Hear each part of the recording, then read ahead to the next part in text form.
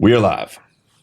Hello and welcome to the 77th episode of DCP, brought to you by Scuff Game Controllers. Use code DCP at checkout for like 5% off. Nailed it.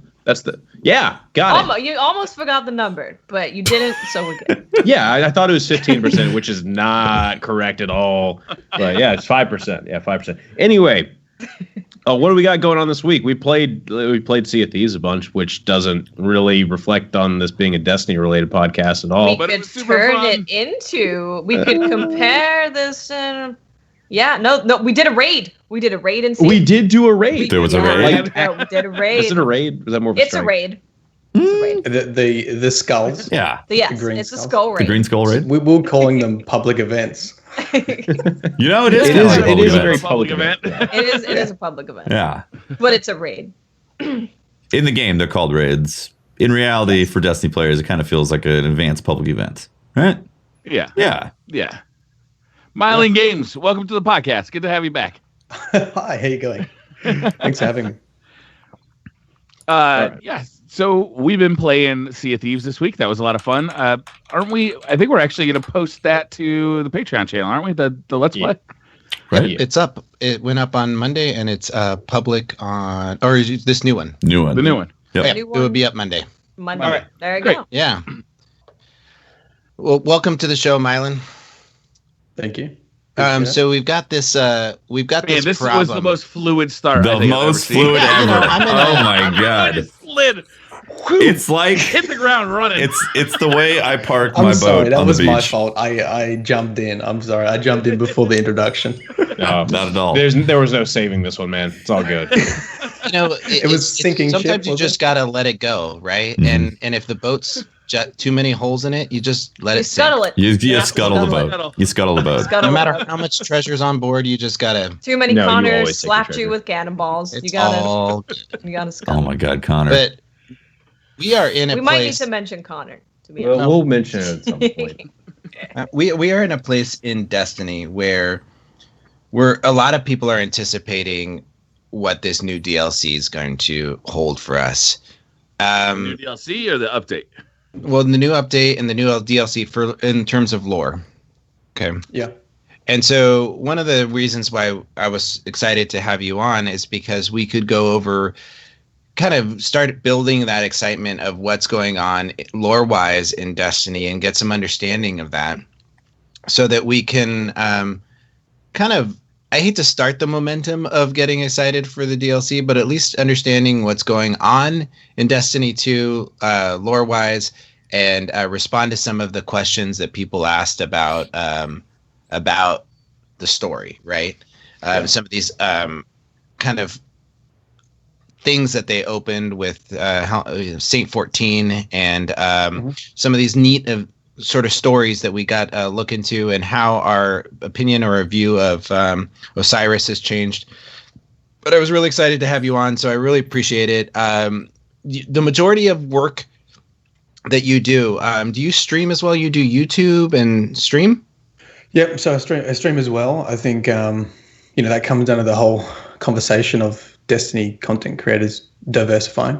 My YouTube channel is pretty much solely Destiny lore videos, or has been that. So, it's a bit of a tough world out there for Destiny content creators. The lore's usually in a bit of a better place, but typically a lot of the time I'm using a lot of information from Destiny 1 still, which is probably why it holds a little bit more momentum. And I'm not, looking at actual gameplay mechanics in Destiny 2. So it's okay. But yes, I'm also on Twitch playing a range of other games. Got in on Sea of Thieves, played some Fortnite, played some Escape from Tarkov, a whole bunch of different stuff. So I think my YouTube channel is so niche. I think people come to Twitch and expect a very quiet, lulling voice, and they end up. What this isn't Myelingames. Are you really Myelingames? This is not what I'm used to with When you stream on videos. Twitch, people just asking you lore questions like constantly? Or In the beginning it was, and that's how I started with the Twitch. It was like a open open forum. It's not as much now, but occasionally people come in and they're very welcome to as well. I have no issues with people asking, lore questions, because sometimes you can't really get the answers unless you spend a lot of time reading old Grimoire cards that you have to find on databases, or watching videos that might be outdated as well. Mm-hmm. Is the Grimoire still up on Bungie's site for Destiny 1? No, they took it down. Oh wow! Really? They took it down. Man, they shouldn't have done that. Yeah. They should have at least kept it up there. That's crazy. Well, I mean, I think that's a lot of the. It's like every little aspect of like the Destiny 2 community has been triggered in some way, and I think the lore community is no exception. And there's been a couple of things like removing that and initial comments when Destiny 2 first came out about shelving certain aspects of the storyline and not returning to them. Like the Exo Stranger was a really, really big one. The darkness was a big one, I thought. The dark, just the whole thing. Just a little. Yeah. But so I mean that's an interesting conversation too about that foundation sort of being ripped up and started again. And I guess hindsight's 2020. When I think a lot of people now think that why'd you do that? That should have remained. You actually had some really gold nuggets there of a foundation of a Destiny universe that at first was really criticized with the Grimoire cards, but ended up being really one of the shining gems that when people started looking into it, they're like, well, Destiny actually has, or Bungie has built a universe. Yeah. And I've tried some Monster Hunter lore and other things, and to be honest, nothing comes close to what Destiny put into the Grimoire cards. I've got a theory that Bungie has like this, or had a misunderstanding of what we were asking for when we were saying, the Grimoire should be in the game. Is we were literally asking them to just put the cards in the game, like so we could see them in between, like when we were flying. Yeah. You think they read too much into it?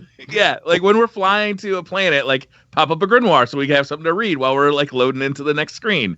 I do like what they did with Destiny 2, where there's more story in the game and the story actually makes some sense as opposed to the original Destiny, which was kind of a mishmash. But they got better with that over the years with the DLC too. But to lose the Grimoire altogether, it does feel like a big loss. Whether you were into the Grimoire or not, like that stuff, that backstory, watching your videos and like learning more about, Saint 14 and, all of these like kind of back stories that were come out of there was just fascinating. And it's sad to see it be gone. Yeah, I wanted to comment on the Grimoire thing. I always thought that they were eventually going to put a kiosk in the tower that you could then flip through the cards and get that information, because a lot of games have a codex. Perfect. Right? Yeah. And I assume that's what everybody understood is what we wanted when we were asking it for in Destiny. And they're like, I think let's get rid of it.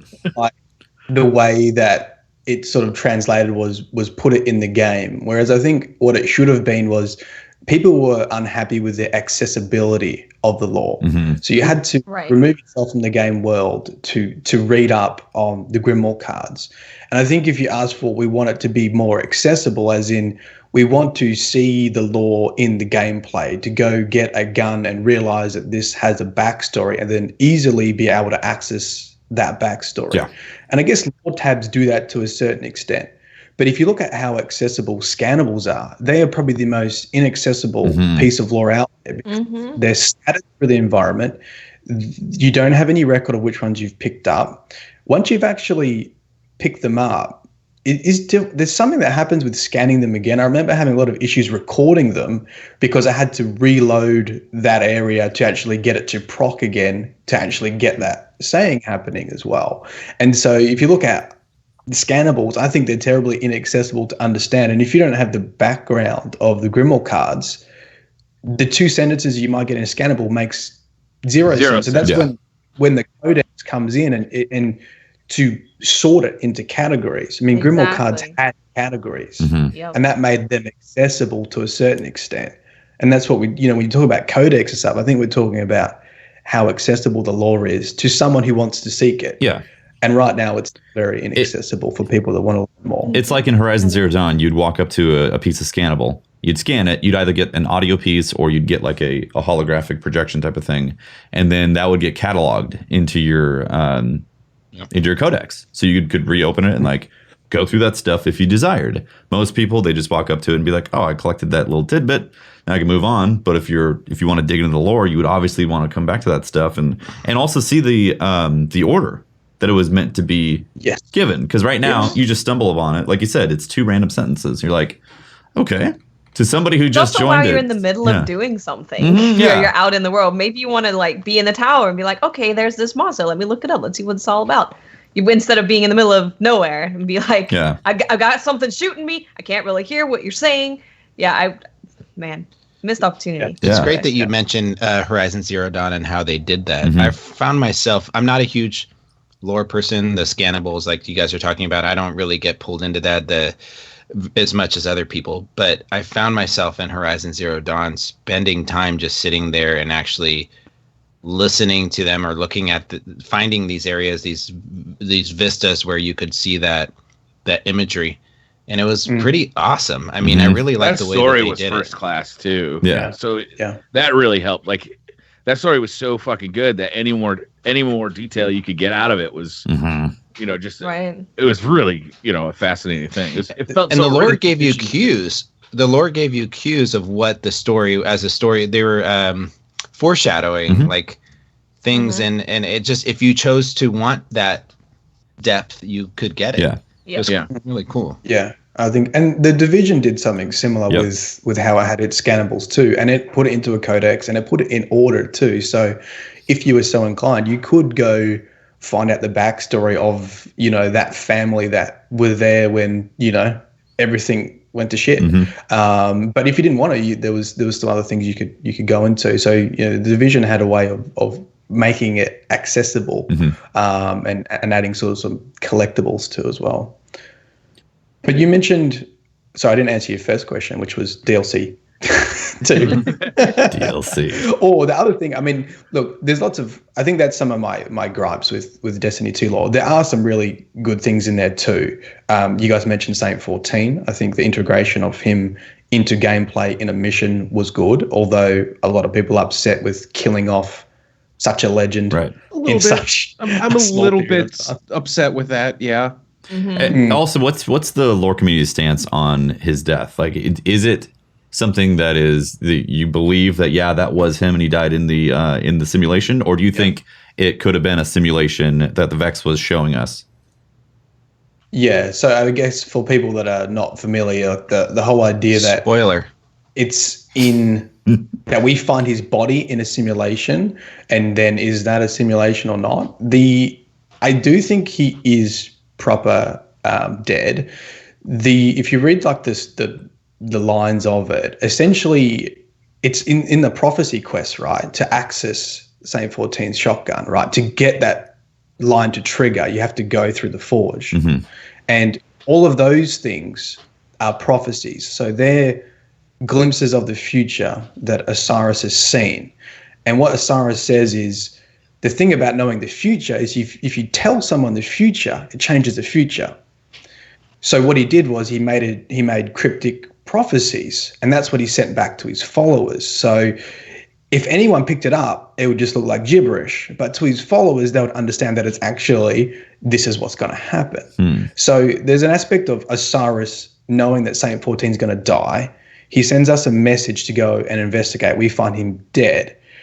And this is where the whole paradoxical thing comes into play, because we end up receiving the gun and Saint 14 says, I return the gun back to you. So this is idea that we gave the gun to Saint 14 and Saint 14 gave the gun to us, which is a perfect paradox, because how can we have given him the gun if we've never met him, et cetera, et cetera. And that goes into the timey-wiminess of it.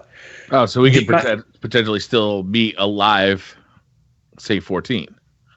So yeah, there could, if you want to say that there's other timelines, there could be that too, because Osiris is saying that maybe in that timeline he is dead. I think the main thing comes down to the light and how the Vex can't simulate the light yet. There's lots of cues in Destiny that. The reason why we've been so successful against the Vex is because they couldn't simulate the light. And that's sort of how the Vex function is. They simulate the enemies, and they run thousands and millions of calculations, and that's how they know the enemy's weaknesses, and that's how they destroy them. And for Guardians, we've always been unique because we've had the light. And so it does talk about the light in there. And so you could say, well, your ghost says he has no more light left. So that would indicate that he was real because the Vex can't simulate the light. They couldn't simulate. Does that make sense? They couldn't simulate the light, yeah. Right. Mm-hmm. But there's also no light there. So is the light not there because the Vex can't simulate it, or because they drained it all from? Interesting. So I don't think there's a real answer, and I hope, I mean, it would be great for him to return another timeline. I don't know if people will find that cheap, or if they should just leave it like at that and leave that mystery. But yeah, that's my. I think he's probably dead. If you look at the stuff about the light, I think the light in the simulation is probably the greatest sort of thing pulling me towards he's proper dead. Mm-hmm. I think the reason why people may want to see him alive isn't because I think the main reason is that maybe his death was so anticlimactic that it felt like such a, I would want to see him alive so that I could properly see him die.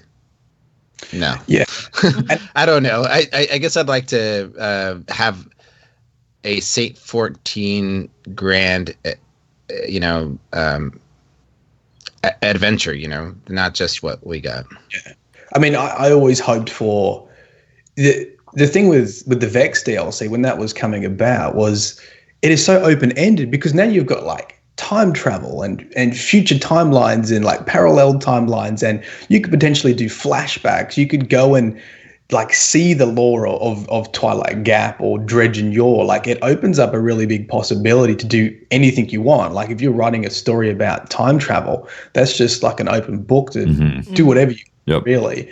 And it would have been cool to be able to go back and see some of those things. And I think that to me is where I would like Destiny lore to go, is the stuff that you read in the Grimoire cards and scannables and that happens, that it actually takes place and starts sort of, going into the gameplay rather than just being something that happens in the background, which is sort of. Is this something we should expect, though? Should we expect to see all these characters that were in the Grimoire, or was that really meant to be like more like this is the world we live in? We're moving on from here. We might never meet any of these people. Now we are meeting them. We've met Osiris. We've seen Saint 14's dead body. Like I always expected that the Grimoire was like this is the backstory of the world we now live in. If you like this world of Destiny, if you like what you see on screen, there is more reading for you in the Grimoire to kind of flesh out like the world we populate. But we're not necessarily going to go to Twilight Gap. We're not necessarily going to fight Twilight Gap, right? Yeah. And I don't resist it too, because it'd be cool to go to Twilight Gap and like fight alongside, Shax and Lord. Was Lord Solid in there? Yeah.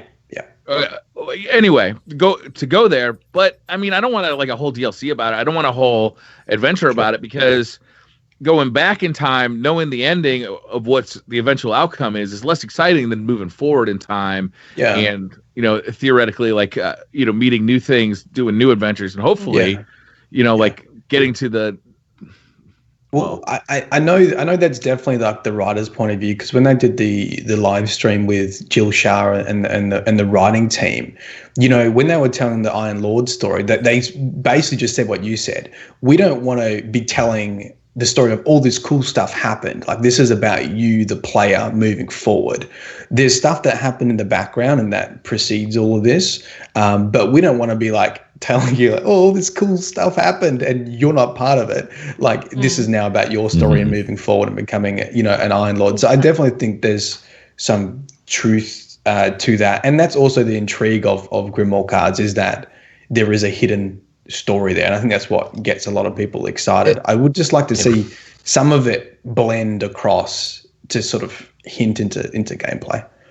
Well, it feels like they introduced this concept of time and the Vex and this epic battle of Saint 14 against the Vex, and that seems like that DLC in particular would have been a great opportunity to have us interact with that time, even if he is dead, having us participate through the Infinite Forest some way of us experiencing that moment with him.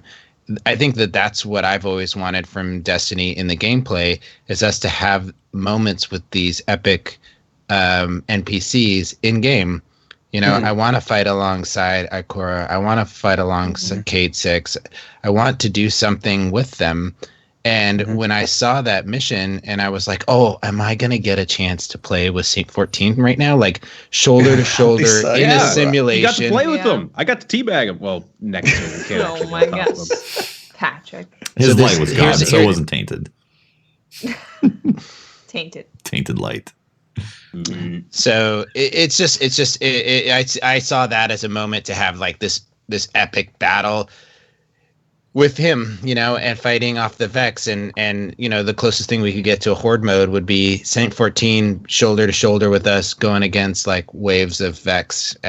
But you know, I don't know. Look, we've never even had, gameplay wise, never even had actually fighting with the people and the characters. Closest we got was the opening mission of D2, right? Where we're fighting with them. They kind of show up, they do something. Cade kills something, walks off.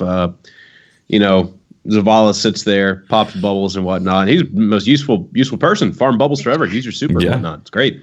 Ikora Nova bombs something and goes off, and like that's. But even like, even though that could have been better, I lost my mind when Cade popped out and used Golden Gun. Even that small and then Shax, then Shax shows up too and opens the door and he's helping people, and like, seeing those broken characters or characters that are different than what we expected actually in game, and even though that was only a small interaction. I think that's what it was. I still think that first mission was fantastic. Like I really do. The first mission was great. Yeah. No, it was good. It was good, and I'm talking about like even back in the Halo storytelling. You had NPCs that went with you to do these things, right? One of the coolest parts about Halo 1 is it felt like it was the first time I ever really played a first-person shooter with like a squad. Like we were storming a beach, like on warthogs, and like if I went back and played that game, there's probably like 4 non-player characters, but it doesn't matter. It's about part of an army, like running down that beach, and then when you exit the, it's not called the library. What's it called? But you exit it, and it's like it's a tank fight happening right out in front of you. Like there's it feels like this epic battle. So I loved my teammates in Halo. I got so many grenades off them. It was great. Yeah, you could kill them and take their sniper rifle. It's pretty fun. You could trade with them. Trade, yeah. You could say, I want so much gun. easier to kill them. Brian's mind's just been blown. You could trade? I was when you like the ammo's down to the last shot, you could trade the sniper to them and they would have infinite ammo. And then you could have whatever weapon they had, So I think like with like NPC character development is something that obviously can get there. And I don't know if you guys saw like Cade 6's treasure maps and notes and the sort of backstory they introduced with Cade 6. Like that to me was one of the really good moments in Destiny 2. And, that wasn't this crazy thing. It was just a snippet of lore that had a lot of weight to it, which I think a lot of the Grimoire cards often do. And, that basically you find Cade's treasure maps and his notes, and, he's writing to his son Ace. And the very final letter is, honestly, Ace, I don't remember you. I found this in my pocket when I was rezzed. I have no recollection of my family. And I just kept writing to you because it made me feel better. And, that really rounds off Cade's whole character of this jovial, humorous thing that has this deep, dark, post-traumatic stress, essentially, for being rezzed and not being able to remember his previous life. And it was only a snippet of it, but it was a great way to round out that NPC character, and playing with them and doing more like those kind of things is really going to Myelingames, you bring up Cade, but can we delve? Do you have an opinion or how? Can you talk a little bit about the EXO? What do we know of them? Because it seems like every time I hear them spoken of, there's little snippets in the tower where they say, the EXOs are a mystery even unto themselves. Like. What do we know of the EXOs as far as their creation or their right? Well, this is a great segment to me actually answering your question, which is what's the second DLC, which it's the War Mines symbol, right? And so the War Mines are linked to the Clovis Bray family, and the Clovis Bray family are linked to Exos and the creation of Exos. So I'm really hoping that we see information about obviously the War Mines, but how Exos came about. There was a leak that mentioned a thing called the Deep Stone Crypt, and thank you to Anon Pig for letting me know about that, which was a Destiny 1 Titan mark, Deep Stone Crypt, and the flavor text was the first consciousness, the birthplace of the first consciousness of the Exos. If they go into that, that would be great. The number one thing about becoming an Exo that we know is from the collector's edition, which had Cade's journal. And in that journal, Cade talks about doing a mission for Clovis Bray. And Clovis Bray is not this kind organization. It was like a juggernaut during the Golden Age. It had control over a lot of things and technology. And essentially, Cade 6 is doing a job for Clovis Bray. We don't know what it is, but it sounds like a debt collection. It sounds like a bit like a thug work, essentially. And Clovis Bray says to him, I will pay off all your gambling debt. I'll pay off all your debt if you come to this planet. And in the collector's edition, there's, I think it's Saturn. It's an icy moon of Saturn. Titan? And it's I don't think it's, yeah, we don't know. It just says icy moon, so it could be, and he goes to this icy moon, and in his journal, he basically talks about becoming an Exo. So essentially, Clovis Bray bought him and converted him to an Exo. And in the book, there's a picture of half-face Cade, like human face Cade, and half-face Exo. And he talks about losing his flesh to the ice and snow and becoming an Exo. And I think there's some words like sarcophagus, which links back to Deep Stone Crypt and being like the place of death and rebirth of the Exo consciousness. So we know that Clovis Bray is involved somehow in transferring minds to Exos. We know that Clovis Bray was not very kind about it, and that pretty much coerced people like Cade who were in debt to undergo these experiments and be transferred into an Exo body. But we don't know much more than that. Probably going to have something to do with Deep Stone Crypt. So hopefully the next DLC will involve the War Mines, Clovis Bray, and understanding the creation of the Exos. That's fascinating. That would be amazing. Yeah, that would be because great. we don't really know much about the Exos, right? If you just played the game, you don't really know anything about where they came from or what happened. So that would be amazing if they delved into that. It was so unfortunate in Destiny 1 where you just were playing the first beginning missions and recognized really quickly that that's not how this game was designed. There were supposed to be 3 different story arcs that introduced the main characters. You know, there was supposed to be a human one, there was supposed to be a Woken one, and there was supposed to be a human one, and they kind of just smashed them together.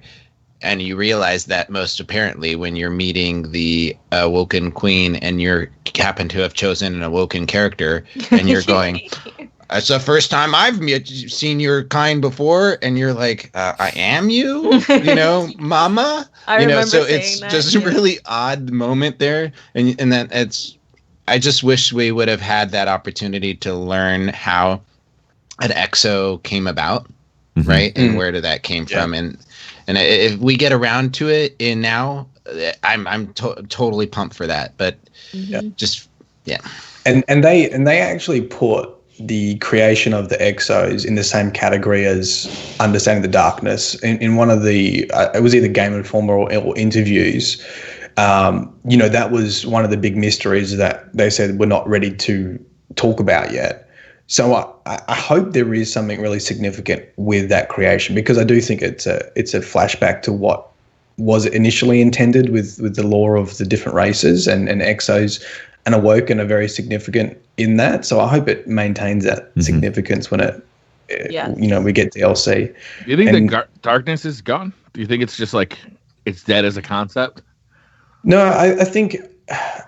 When you like look at like Cade 6 journal, for example, I think they really did hit the nail on the head with they wanted to get rid of the light and have Guardians understand what more morality is like and death is like. And, Akora Ray and Cade Six, a lot of them talk about like loss and losing family and what it's like to die and the fear of dying. And they actually have some of those concepts in there. It was upsetting that it didn't go longer than the first mission because I don't think the player really felt that morality. Right.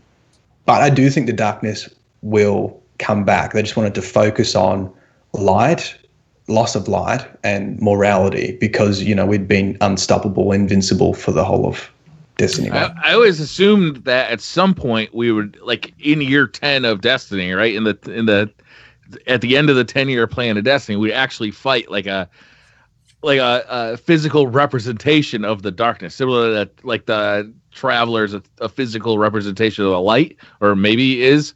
I don't know if that could be wrong.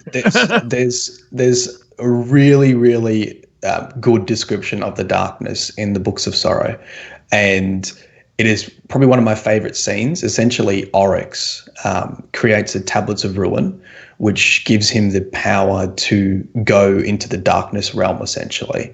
And the darkness talks to him and is like, Oryx, sit down, take a load off your shoulders. And he describes what the darkness looks like. And it's this shadowy figure that's wearing the skin of a captain fallen or something like that. And it's some really cool imagery, but the Books of Sorrow is the best details of the light versus the darkness as these cosmic powers.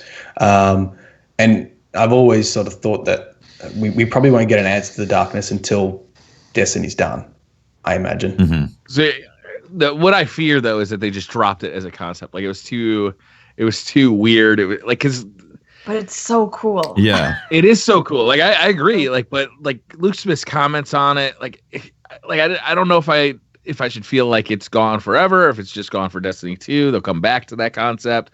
Like the darkness is still referred to in game, but not in the same way it was in Destiny 1, where it's almost like we have short-term enemies like Crota or Oryx, but the long-term enemy was the darkness. And we don't know exactly what we're fighting here.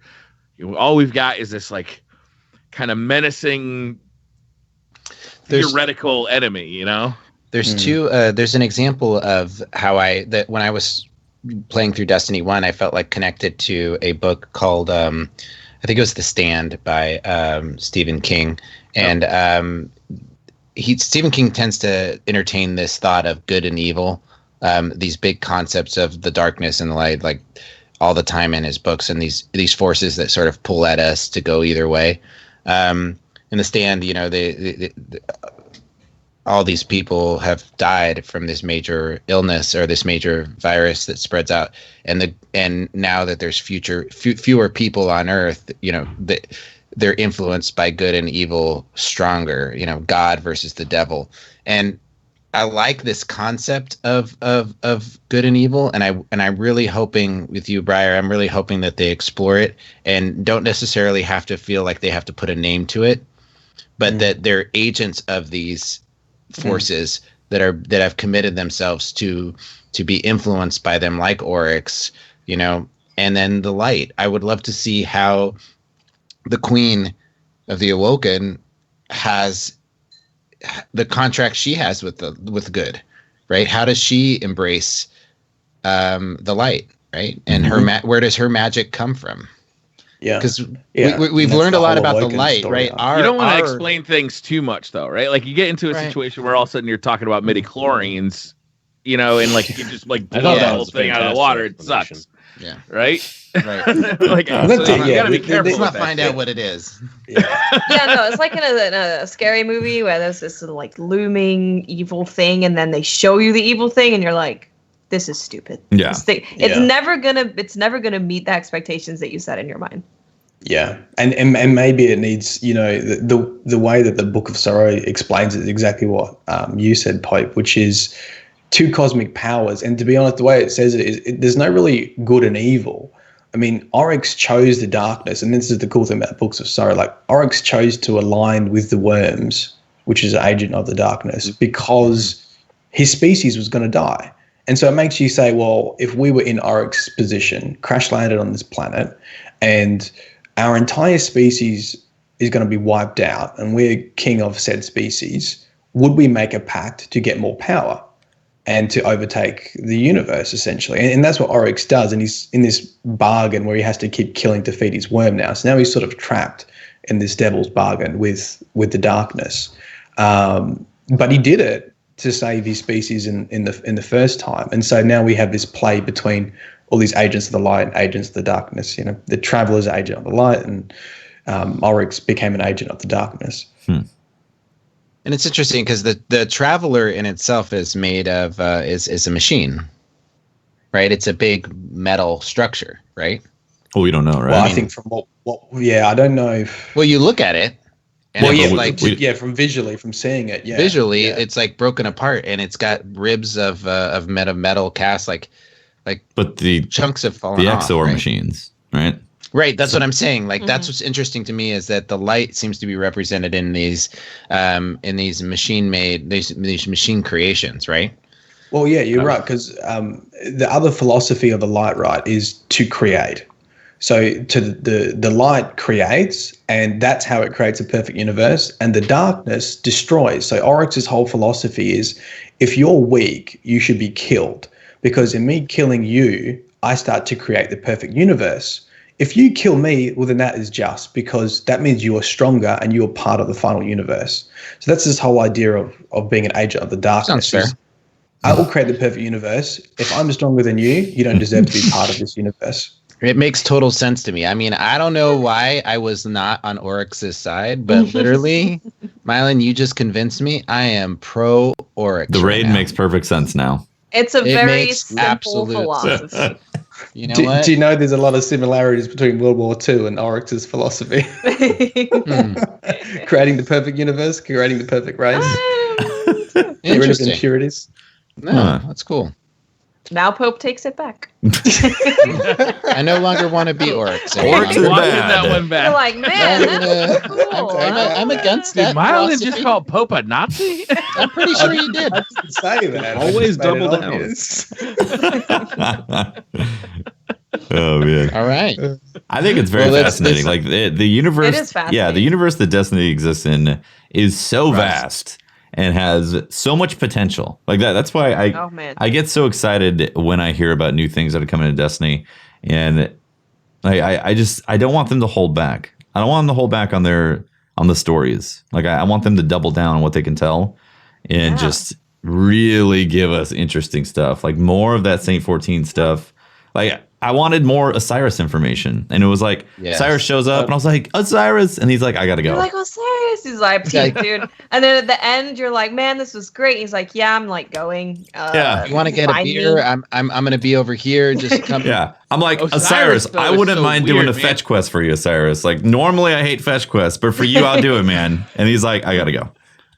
Osiris as a character is so weird though, because there's like 3 different versions of Osiris. There's the Osiris that we knew from lore, or barely knew from lore. There's the Osiris that we saw in the game, and then there's Osiris in the comic book, and all 3 of those people are like 3 completely different fucking people. I didn't read the comic books. I didn't read either. Different, right? There's a lot of anger about the comic books, to be honest. My biggest gripe with the comic books is Brother Vance, and Brother Vance is the biggest fanboy, and he just wasn't that in Destiny 1. But at the same time, I think I didn't like that. That doesn't mean that it's bad, but I always just had a different image of what Brother Vance was and who he was, and then the comic book was vastly different from that. You know, some people might enjoy that he's just been a poser the whole time. And he's a massive fanboy. Whereas in Destiny 1, like, he talks about becoming more than a guardian, and there's hints of like, you know, Osiris's followers being time travelers and having extra powers and reaching a level of, you know, elevating beyond a guardian. And then it turns out that they were just fangirling out, basically.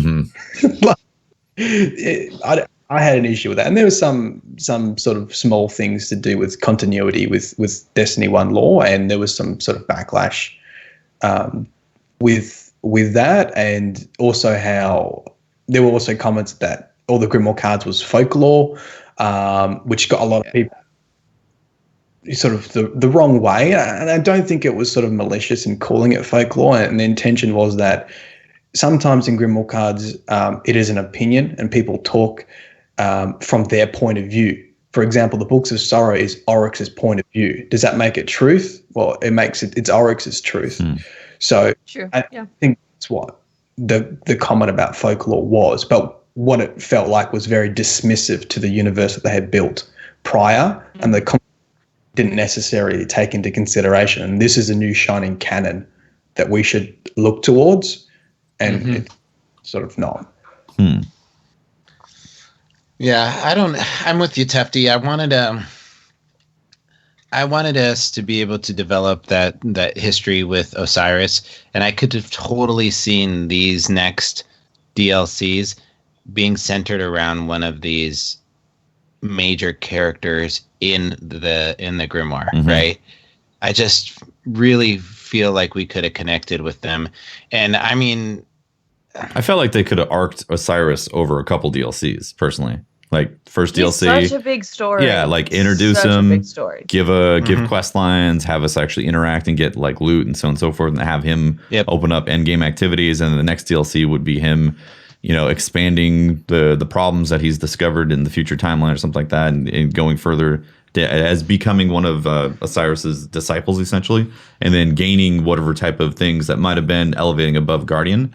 So then you have those tools, and then all of a sudden it's like the Taken Queen expansion. Use those tools in that.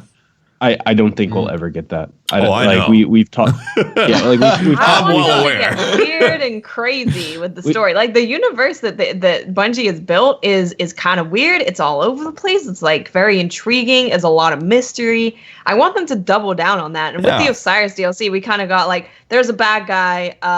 We're gonna go fight him. We kill him. Just happened that Osiris was around. Yeah.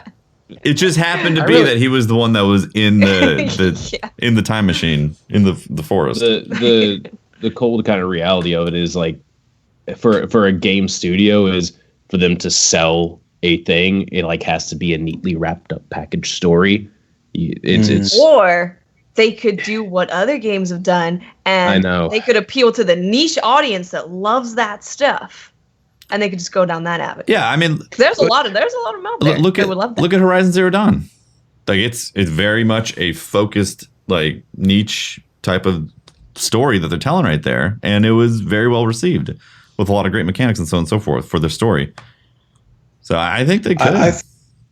I think it, coming down to the like game studio comment, it has a lot of truth to it, because when they had the writing team on, and you listen to the process of it, and you understand the logistics of making a game, it's like you can't suspend one team whilst you write a story, and then they make the gameplay and weapons for that. And so when you hear them talk about it, okay, you've got one dev that's just made like the Cold Heart. The story for Cold Heart wasn't written first. Someone thought that would be a cool thing to have, and then the story was looped into it, and then it was named, and then it was given flavor text based on how it looked in its appearances. And I feel like sometimes that is a real negative for Destiny, because it doesn't have a strong narrative lead, and then the gameplay comes after it. But I understand that that's the logistics of making a game. You got to be doing things in parallel. So people are writing stories whilst people are making weapons, and then you try to jigsaw them together, right? Right. Yeah, that's true. So Osiris could have been anybody. They're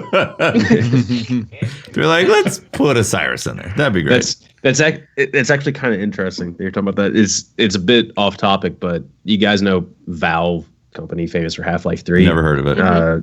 Yeah, exactly. Small company. They're coming out with Half-Life 3 actually never came out. I don't know if you're aware of that, Patrick. It's a bit of a joke. Are you a time traveler? Yes. So they have like a new game coming out. Oh my God, Valve releasing an actual game, and it's a card collecting game similar to like Hearthstone or Magic, but it's all online. The guy that's developing it, Richard Garfield, is the guy that made Magic. He's one of the most prolific game creators out there and widely considered to be one of the best. He was making the game before he realized, like, he was just making it and then ended up going to Valve to be like, oh, wait, the mechanics of this game work with your property already. They work with, like, Dota. So can we do that? So it's kind of the same vein as just making stuff, in an actual game like Destiny. Yeah. They're just make a weapon, then you design lore around it, or you have two separate things and then just pop them together. Mm-hmm. So in Jason Schreier's book, I think it's called Blood, Sweat, and Pixels, he talks about like 8 different games being developed, and one of them was the canceled game Star Wars 1313, and he talks about how that game was originally not related to Star Wars at all, and then LucasArts wanted to inject Star Wars into it, so they made a completely brand new character story, made it really cool where you're like a mercenary on Coruscant, and like you're deep into the underworld of Star Wars. And then George Lucas himself saw it looked good, and said, okay, but I want the main character to be Boba Fett. So then they had to redo the whole game Oh my to make the main character of that game Boba Fett. And it's like, like you gotta roll with these punches. Obviously that game never came George out. Lucas. And, if you look back, I think we saw the trailer in 2016. It was a while ago. No, 15? Star Wars 1313 was earlier than that. It was like before Destiny was ever shown. Yeah. Yeah. I don't remember actually when we saw the trailer, but I mean, it was in like trailer looked 05 and 7. stupendous. Yeah, it did. It looks stupendous. And it just never came out. But I mean, it's like, those are the kind of things you got to think about. Like, you don't always, when you work at a company, what do they have? 800 people working on Destiny 2? Something like that. Yeah, your idea for the last word in the Thorn storyline getting continued in Destiny 2 might not work out because we've got other ideas. Well, and also to continue that like thought process is that somebody with the power of, say, George Lucas comes in and says, "This is great, but can you completely rewrite the story for a different character?" and it was probably just like, I think this would actually work nicely with Boba Fett. Yeah, go do that, and not thinking about how many hours and how much work and so on and so forth for somebody of that level to just cast a comment like that to say. Well, we saw that happen with Destiny 1. Well, right? and that's what I'm saying. Like, I feel like that is exactly what's happening in Bungie HQ right now. The team leads are just like, well, no, I'm pretty sure we want to go this way with the loot. I'm sorry, you're wrong. We're right. Yeah. I would love the reins to be, given to writer and to be like, yeah, this is the story, and we're going to commit to it and stick to it. And everything's going to come around that rather than sort of the jigsaw approach. But I don't know if that's logistically possible. But I feel like it needs to, you look at some of look at like The Witcher 3 or The Witcher series. Like, that's based on a book. Like, the story was there, and we fit all this stuff around it. That's a video game. What was it? That's a video game he's talking about right now. It's a Never heard of it. open world game. Don't know what it is. It's the best video game, actually. The best? You should try it. I doubt. Doubtful. I would have played it by now. No, it is. It's the best video game. The best game ever? Just the best. The best. Yeah. The best video when game. you talk about the best video game, it's assumed that How do you play video games on Netflix? This makes no sense. You plug in an Xbox or a PC into a controller, and you download. I don't know. Actually, Patrick mentioned it earlier. This thing called Steam. I don't believe Have you you. heard of that? I know you're not much of a PC guy, so I'm going to tell you. Might be a little over your head, Tefty. I don't know. Does it get at least 30 FPS? Oh, yeah. It gets all the way up to 60. Well, that was the DLC for Gwen. So, Mylan, how could they make the lore better for, how could a DLC make the lore better in your eyes? I think it's an accessibility. Is it in the game? Where do they put their efforts? We've spoken about some of that, and one of it is the accessibility. So having a way for people to link some of the background and lore into what they're seeing in game, because that's the cool thing about the lore is you're like, oh, this gun has this backstory, and then you get the drop. You're like, oh my god, I got Galahorn, the gun that was made at Twilight Gap by the bodies of the armor of XYZ, and it adds an extra layer of enjoyment, understanding how powerful that weapon. That comes into that power fantasy. It's not just about the mechanic of the gun and how the gun functions, but knowing that when you fire Galahorn, you're firing, the wolf pack rounds, which represents all the people that fell at Twilight Gap. Mm-hmm. And people that go and look at that, then that weapon becomes more significant for them. And they don't want to delete that. They want to leave that in their vault to understand that that's what that weapon is. So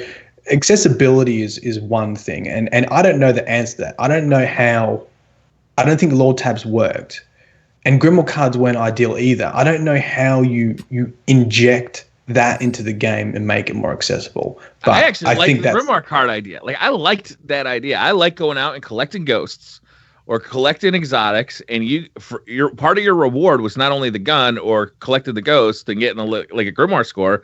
Part of it was you get a little like piece of lore knowledge. Now, if that was revealed to you at the moment you got it, and then added to a codex, I think that's fantastic, because the way it was in Destiny 1 was super inelegant. The fact that it was on a website, not in the game, it was really inelegant, but it gave so many things. It gave a reason to go out and look for ghosts. It gave backstory to the world that we were exploring. It was so rich and deep. Arguably though, we got some pretty good stuff with Destiny 2 as far as lore goes. Like, if you do the adventures and the stories, there's much more of a cohesive story. There's much more background, like, by playing the game than we ever got in Destiny. It's more playable story. Right? Like, and that's why I wish they put special things in adventures, because adventures are amazing. They're fun. But most people don't do them because it's like, well, if you're not super deep into the lore, then why would you really go and do adventures? Because what are you getting out of it? Right. Yeah, I feel like that some of the, so they have these destination armor pieces, right? Specific adventures on those planets. I was secretly hoping that we would be getting these skins, or like what we call ornaments now, on these, through these adventures, right? That would be reminiscent artistically of what the adventure you were on. So you went in, and the adventures have modifiers to them that changed weekly. And it's just something that the replayability factor, and the fact that you can go and, I want my character to look like this, and so I'm gonna go do that. Those missions, those adventures on that planet. I think those adventures and missions come in the same category as an exotic quest line. Like, exotic quest lines typically do have a lot of lore, and people who want to read it can get that information from the NPC as they're talking.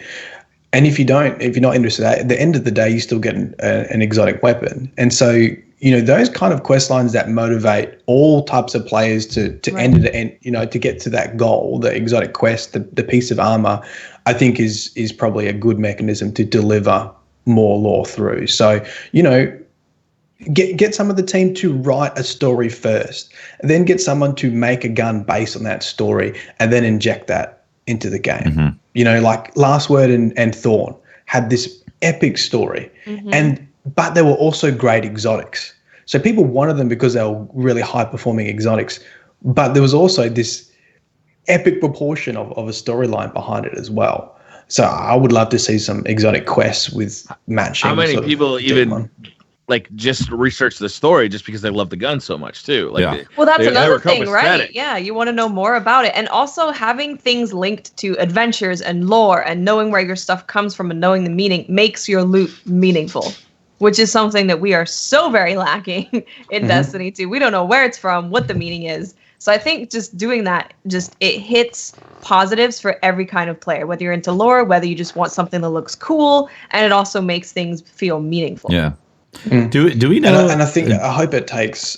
Sorry, Tef. I hope that there's so much emphasis on mechanics to make things meaningful and skins and things for it to look different. I hope that lore doesn't sit on the back burner, and that they understand that it's a combination of lore, backstory, and that the gun functions, that it's got good mechanics, and that it feels powerful. Yeah. It's everything. It's putting everything together to make you want to have that and feel accomplished when you get it.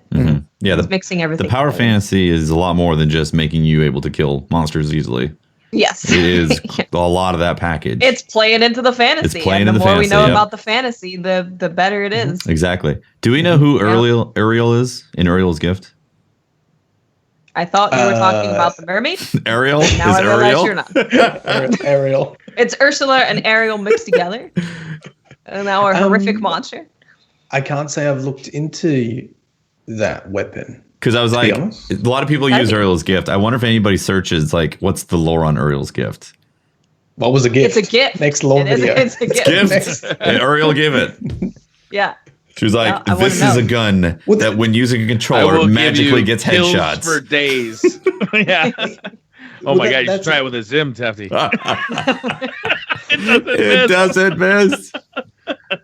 Well, that's the point, right? Like you want there to be a match between the top tier weapons and a backstory. Yes. Like it sucks that everyone uses that and there's no story behind it. Well, not that I've looked into it, but I don't think there is. But you compare that to Last Word and Thought. It's just Uriel. Who is this Uriel? One of Omelan's top designers was like, "This is my last gun." But it's a good one. You're gonna love it and hate it at the same time. Oh, funny.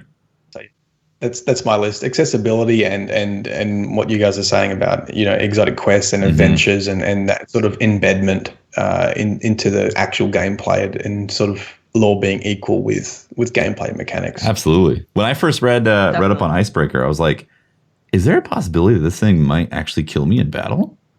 Because they're, you know, talking about it being volatile. Like that, I was like, this thing might actually create an instance where I die because of using the Icebreaker, because it's, you know, it's like a prototype or something. And I thought that was so cool. They should have put that in there, like 1 out of a million chance. Yeah. I was just going to say, should have. 1 out of 1,000 shots, all of a sudden, boom, blows up in front of your face. Yeah. While I'm hiding behind a doorway trying to solo a Nightfall. Well, that's why the little meter's on it, right? It starts going red, and then you're like, "Oh boy, if I shoot while I'm in the red, I might blow up." Yeah. That would be super cool. Imagine that when you first got that gun, and then all these people start like, you know, Reddit forum. Why does my gun keep blowing up? You know, like, that'd be amazing. Description, you know, it's a prototype. Read the lore. That's the whole point. Yeah.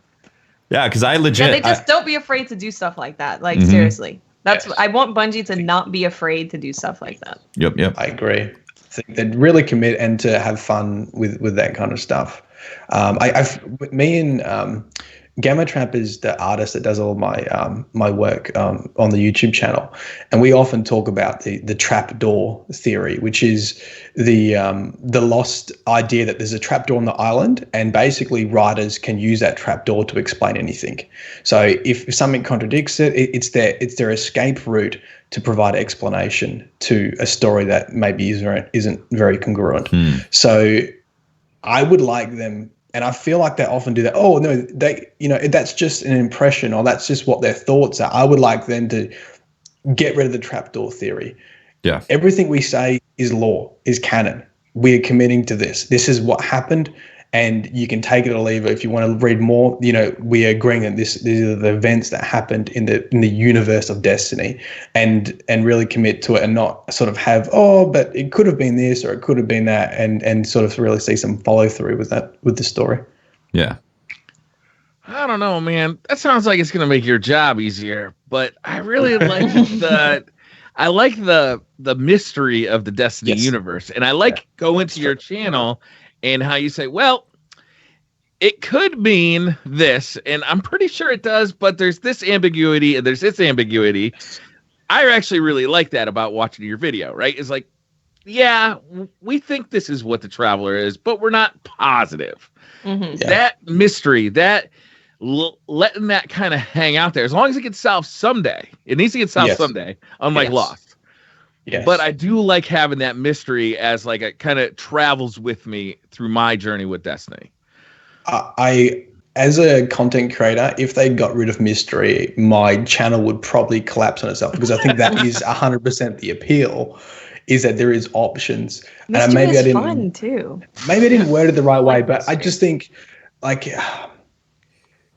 I guess when I make those videos, I rely on there being mystery, but also knowing that when someone said something, they actually did say it. And so I guess that's sort of what I mean is you can't create a theory if everything's built on, that could have happened or it couldn't have happened. Do you know what I mean? So keep the mystery in it, but the components that make that mystery, like, that happened. You know, that happened at Twilight Gap. Shaxx did say that. Saladin did say that. And we can put that all together to craft a theory, but there's some level of sort of commitment to things that are said in the cards or in the game is actually what is said, or, you know, truthful. Are you saying that's kind of partly what we lost going from D1 to D2? There seems to be less like, well, here's things because of no Grimoire cards, no concrete information in the cards anymore. I honestly, when they said they were shelving like Destiny 1 like stuff and getting rid of Grimoire cards, my gut reaction was, I feel like such a fool for crafting theories and taking this stuff seriously. That's actually was my gut feeling. I took, that item had that flavor text because a writer wanted you to find it, not because it was random, not because that was only on my to-do list today and I just thought I'd write something. That everything had a purpose, and that created the mystery and allowed you to craft a theory. And when they said we're getting rid of that, I just felt like I feel so stupid for taking that lore seriously. That's powerful. Yeah, it's so sad. It's an important statement. It's seriously. I mean, because there's a handful of you guys that really delved into it and really got me excited about the game. And I when I hear you guys talk about the lore and explain what's going on in the Destiny universe, I get closer to the game. I get closer to it, and it's just, I'm with you on there. I didn't see it in that perspective, but that really just kind of cheapens that whole thing for you. Yes. And I think that's where I'm trying to say about the commitment and the trapdoor theory. Like, it is that commitment to, this is the Destiny universe that we are creating, and everything we put in there is a breadcrumb trail. And if you want to find the story, you can. And so hopefully that. Oh my goodness, yeah. Well, and it's this concept of Briar, right? You're saying we don't have. They're not telling us everything. They're these hidden secrets, these hidden pieces of flavor text and things that we find and scan. They're all going to help paint a picture that's out there, right? But we're not going to have all the answers, and we're going to get. The community is going to be talking like Mylin and Bife, and there's a good group of you guys that are developing these storylines, and it does nothing but excite the community. It does. It's great. It does. That's the thing. Yeah, lore. When I hear people talking about lore, it gives you a different level of excitement about the world that you're in. Like it reinvigorates that excitement of, oh man, I really want to know more about that. I want to see that. I want to get that gun. So I want more of that. I think it's a big shame that we don't have cards anymore. I sort of compare it to Dark Souls, right? Because if you look at like Dark Souls lore videos, every item like that has meaning. Like whatever's written there, it will lead to something, and nothing is it goes somewhere. And if you don't know where it goes, it's because you don't know enough information yet. Yeah. And, people might ask the director, what does that mean? Like, it does mean something. You just haven't found it yet. I would love for that feeling to be in Destiny 2 with the way the lore is presented. That if I read something and I don't know it, I don't know what it means. Is that why people have that connection with Dark Souls? It seems like not only, I mean, it seems like there's the these multiple parts. Like the gameplay is challenging and rewards skill and repetition and mastering the what's being asked of you. But then that's the first I had heard of. I haven't played it really, so that's the first I've heard of that lore piece of it. But there seems to be like a fanatical. Makes you feel connected. There's a very popular game amongst game developers where how we have a swear jar. Well, this isn't really a popular game, but I saw it on Twitter once. Instead of a swear jar, it's a jar that says put $1 in every time you reference Dark Souls during a meeting. Dark Souls is it has its own genre, Soulsborne type games where there's little breadcrumbs of lore built in there, but just enough for you to kind of understand what's going on. But an expansive world opens up once you really peer under the depths of what you're actually killing, and then the combat itself isn't like investive enough where you really you don't die in Dark Souls because something's bullshit. You die because you fucked up. Well, with Dark Souls though, there's most often there's an overarching story that has been written and understood before all that lore is written, right? And before that story is laid out. And I don't think that's true about Destiny. No, I don't think that.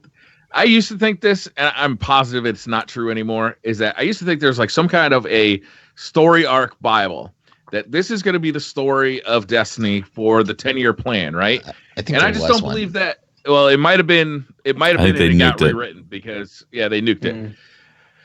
So when you start talking about lore, like like that story, I don't think they're kind of making it up as they go. So the lore has to change based on maybe who's in charge of Destiny right now. You know, the guys who were in charge of Destiny 1 aren't the same guys who are in charge of Destiny 2. And the writers Are definitely you guys keeping changed. track of the writers? Yeah. The writers have 100% changed, and it's really interesting. Like if you play Bloodborne, you can get a story from just walking around the levels. You can tell what's happened to the town.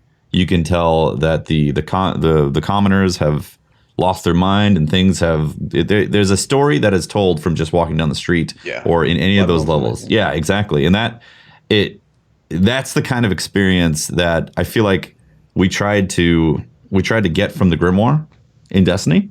And I completely understand what you say when in D2 they're like, well, we're going to rearrange things and it's different now. And that's a big slap in the face, because you walk down the street in these areas, and if Bloodborne 2 came out and said none of the old god stuff or whatever, the one the reborn, moon is not actually relevant in any of this. Yeah, like it wouldn't happen, right? Yeah, the church totally wouldn't. Yeah, the church of the old blood and the new blood and so on and so forth is completely irrelevant now. People would lose their minds. Of course, yeah. And not in a good lose their minds. No. They would be like, the world is coming to an end. You guys have lost your mind. So it's Bloodborne has those same discovery moments too. Like you let's say you didn't trigger like Father Gascoigne's kid or something, and when you do trigger that event, all of a sudden you realize, oh no, now I feel really bad. I just killed that kid's dad. Yeah. You know, and it's got this secondary storyline that starts running. Whoa, I hadn't played it yet. Jeez, man. No, Pope, seriously, if you haven't played it, it's free this month on PlayStation. Free to play this month. Everyone should play it. I downloaded it. It is an amazing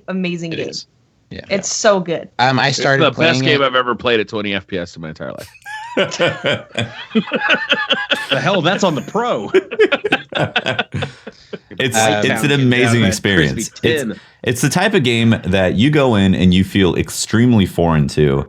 Like you see these weird little dudes on the floor, and like there's a doll and so on and so forth, and all of it actually connects and makes sense. It's just together perfectly. Yeah, you just don't know it at all when you first play it, and that's what's crazy.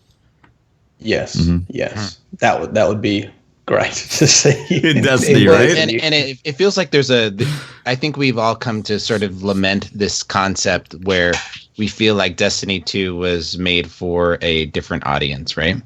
Yes. And that brushstroke was taken across PvP, it was taken across PvE, and it seems like, after talking to you, Mylan, it seems like it really did that, or tried to do that with the lore as well. Sort of made it, vanilla ice cream, right? Yeah. Well, don't you insult vanilla ice cream? Yeah. It's just delicious. Well, lacking flavor other than the vanilla. Vanilla has flavor. Yeah. I think vanilla that, it's a little splash pool for kids instead of a deep. It's the flavor of boring. Yeah, I mean, where's the caramel? I'm gonna start my own podcast, and it's gonna be called the Vanilla Podcast. Yeah, vanilla. I mean. Everyone talks about vanilla Destiny. There we go. Yeah, bringing it back. We only play D1 without any expansions. Yeah, you can't even do that anymore. We just can if you play on if you play on like Xbox. Oh right, you got the Taken King version. PS3. The good meta. The good meta. Maybe that's where I'm gonna go. That's where I'm going. This is an interesting thing, right? If you think about where the DLCs have gone, right? Or where Destiny's gone. We've had the story of the Hive. We've had the story of the Fallen and House of Wolves. We've had some of the Vex in, vanilla Destiny. We've had the story of the Cabal now with the Emperor. We've done Osiris, and we're likely going to get the War Minds. They are very quickly going to be running out of foundational topics. We've had the Iron Lords, Rise of Iron. Mm-hmm. Their world that they built, they're covering in DLCs. Nick, what happens when that foundation starts running out? And because they're not really introducing new lore. Destiny 2 didn't introduce really anything new lore-wise. So, we've got Clovis Bray War Minds. We've probably got the Awoken Exos coming through, if that's not already covered.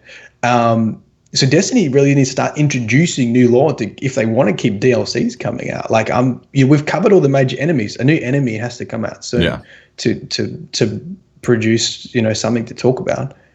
Well, and also for people's interest too. That was one of the main things that people saw going from D1 to D2 that weren't really in the. They weren't really invested in Destiny. They saw D2 and they're like, "Wait, there's no new enemies. I played this stuff in like the Taken King." Yeah, and that they need that not only for lore but also just in general for the game. I think so. Yeah, definitely. To keep interest. Yeah, we are going to have an opportunity to come back through the conversations and through some of the questions that you guys asked of Myelin, some more lore material. But do you guys want to jump into the TWAB? We normally like cover that right off. It's a TWAB. Yeah. I mean, it's a patch waiting room is what it is. There it is. It's a patch waiting room. It sounds like a TWAB more than a TWAB to me. It's a TWAB waiting room. They even quoted stuff that they said in October. I think it's unfair to be so binary about whether or not this is a good update or a bad update. I mean, no, we're talking about the TWAB. You're not going to be able to give us like groundbreaking TWABs every week, right? But we can still say within this one, there's not that much information that you maybe want to go look at. Yeah. They basically, I think the biggest thing in here is they talk a little bit more about Nightfall Rewards. They did kind of flesh out how you earn them. The items, the new Nightfall Rewards will be drops, and the harder you make the difficulty on the Nightfall, the higher the chance of getting the drop. I like that. I like that a lot. Which includes using a challenge card. Yep. Yeah. The problem I think that they have with this is similar to the random roll problem in that once you get this, you've got it, and you never have to do it again. Yep. They did earlier this week talk a little bit on Twitter. They asked, would you guys like to see this stuff teased, or do you want to keep it a secret until it's actually released? And they do mention that they are going to keep this secret until it's released. So we're not going to get a look at the weapon models. We're not going to get a look at the perks until it's actually released. And I love that. I love that they asked as well. I love that they saw people being like, we don't want to see this. And they were like, okay, we see that you guys are talking about that. What do you want? And then they made a decision. It always felt like they killed the surprise in like a major way. We haven't had the that Instagram account that shows the exotics. Oh, do you remember that? That just every drove day me. I woke up and I was like, what Stop. do you Stop it. Stop it. Don't. Stop it. But you got to look, right? You got to look. Oh yeah, we're content creators, so we have to look. But no, like here's an example of you're damned if you do, you're damned if you don't. There's a huge portion of the community that's like, hey, we don't want to see this stuff. We want to discover it for ourselves because, let's face it, there's zero aspects of discovery left in the game. Stop showing us shit for like a patch. Just let us do it. And then like I'm not throwing shade at More Console here, but More Console posts like right after the TWAB goes, man, it's a shame. I really would have liked to see some of the weapons in the TWAB. Would have made it better for me. No. It's like, you can't fucking win. You're on Bungie's side. You can't win. No. Oh, I would like to There is a way they can win. Go ahead. I'm sorry. I would like to just say about what Christopher Barrett tweeted earlier about those Nightfall-specific drops. He said that each terrible villain that players face should have a very rare and powerful, unique item themed to them that tumbles to the ground as they collapse into a pile of bones. Oh, when I saw that, I was like, that is what I want. And that unique weapon will have a lore tab. Yes. It's better. That would be have an awesome story that expands the universe a little bit. We're doing a strike, and there is not only story in the strike, but there's more lore from why that strike is important. So Christopher Barrett, I think, has raised the bar here with that statement, though. Because now when we see these, they cannot be weapon reskins. Nope. No. Definitely not. And they have to be powerful and unique. Yes. You said powerful and unique. So if they are weapon reskins, you're gonna hear it. Yes. And if they are the same perks that we're used to seeing in like every other type of weapon, they have to have special perks. They gotta be unique. They gotta be special. They gotta be powerful. Mm-hmm. I'm okay with not seeing them. Yes. Yeah, I'm okay with that. But they better be good. Yep. Yeah, they gotta be good. They gotta be good, so it spreads word, and then people start saying, "Yeah, this weapon's really cool." It's a lot of fun, and also has a story behind it because he killed what's his nuts, and great. Oh, hey Briar, not do killing this. Shadow Thief. Yeah, Briar, do this. yeah, you got a spider Oh, or a fly. gross. That was so close. I really now I'm sort of excited about. I think it might be false hope if there's going to be a story behind each boss, but I really hope I sure hope There not. has to be. There seriously has to be. I would be surprised if they're like unique and powerful and specific rewards, and then there's no story. They delayed them, right? They They did. delayed them so they could They do did them delay right. them. Yes. Now let's hope that their interpretation of what right is ours. Yeah, Good point. Good I point. have faith in Christopher Barrett. I mean, he didn't do us wrong in year one, right? He talks a good game. Let's see him deliver. He did once already, right? did he? What do you deliver on? Yeah, what did he do? Yeah. What was it before? Wasn't he in charge of the turnaround for in year one? In Destiny 1? I don't know. I believe he was. What I are you believe talking he about was- specifically? Well, When you say the turnaround. whole Age of Triumph? the whole no the Taken King was Luke He Smith. added weapon bloom. He added hand cannon bloom. oh my god, you guys! I think he was.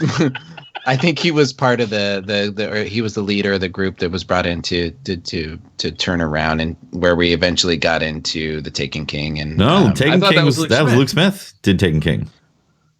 who was. God, he was involved in some way. He was involved in the April live update? team, wasn't he? I thought he was April live update? team. Yeah. Maybe he did. Yeah, last but night. I House mean- of Wolves, and then Chris was part of Rise of Iron. Mm-hmm. Rise of Arms. Pretty cool. I feel. Look, Chris has a good track record. Yeah, he's got a great track record. I think He this. is Bungie's sweeper bot. Yeah, I think this highlights part of the problem that they're having is that they keep on having these leads. Somebody else is working on their next big update, and the leads keep changing. Then they hand it over. Yeah, and there's no continuity of like, okay, this is a fun loot experience. This is a fun story experience. This is a fun PvP experience. They keep all changing hands, and somebody's like, why did you do this? The other guy's like, I'm working on this right now. You can't talk to me. I don't know. I gotta go do this. You Hey, fix you know that. what? Yeah. What I really want them to do is make a weekly meeting with Chris Barrett and whoever is the lead on Destiny 3. Weekly, like daily. They spend an hour together and just say, "Hey, this is how we're making the game better. You should sounds make like a D3 lot of also like management. that." What's That that? sounds like a lot of management. Oh, all I'm saying is that I don't want to do the recycling. No, I from agree. D1 to 2. All I'm saying is I don't know if Bungie HQ is organized like that to have those kind of like inner discussions about the projects, because it feels like they split off heavily. Who were the two leads on Destiny 2? It was Luke Smith and Mark Noseworthy. Mark Noseworthy. Mark Noseworthy was on Twitter They this basically week always talking. they basically been a team. Mark Noseworthy this week was talking about why he doesn't talk about Destiny 2, and he kind of heavily implied, in my eyes, that he's working on Destiny 3 right now. Yeah, I think so. Yeah, he said he's literally not working on Destiny 2 right now, so don't talk to him about it. There is some more stuff in the swab. I really in regards hope to- that they talk about Destiny 2 together. Well, in Like, regards to go out to competitive lunch. matchmaking, there's some stuff with. Hey, remember how we always wanted people to there to be penalties for people leaving in anything really? Yeah. Well, we're finally getting it in competitive matchmaking for PvP. Just competitive playlist. Just competitive playlist. Basically, if you leave for any reason, if you do it enough, you will get a 30-minute quitter penalty. Cool. Glad. do we they're have a punishing number? that. Do we have a number? Because here's the exact quote. Because the competitive playlist disables join in progress, leaving matches early for any reason can ruin people's games. Starting 1.1.4, we are adding a system that can issue temporary restrictions, 30 minutes in length for habitual quitters. We have no. All right, I have no problem with this, but let me tell you something from a teaching standpoint. Okay. You never approach a problem, a student or an issue, without when you're presenting a problem child, or like someone that's leaving games, right? Uh-huh. There's issues where you apply the stick and the carrot, right? If it's all stick and no carrot, you're not getting a behavioral change. You're not listening to as well as you're talking, right? You're not listening to the students' problems or the issues that they're having. So in this particular instance, I like the fact that they're developing the stick, but the carrot needs to also be addressed. Why are people leaving? People are leaving the competitive playlist because they don't want to effing play the game mode that is being presented to them. You're not wrong. No, I know. I'm not. When I leave specifically, it's because I get teamed up.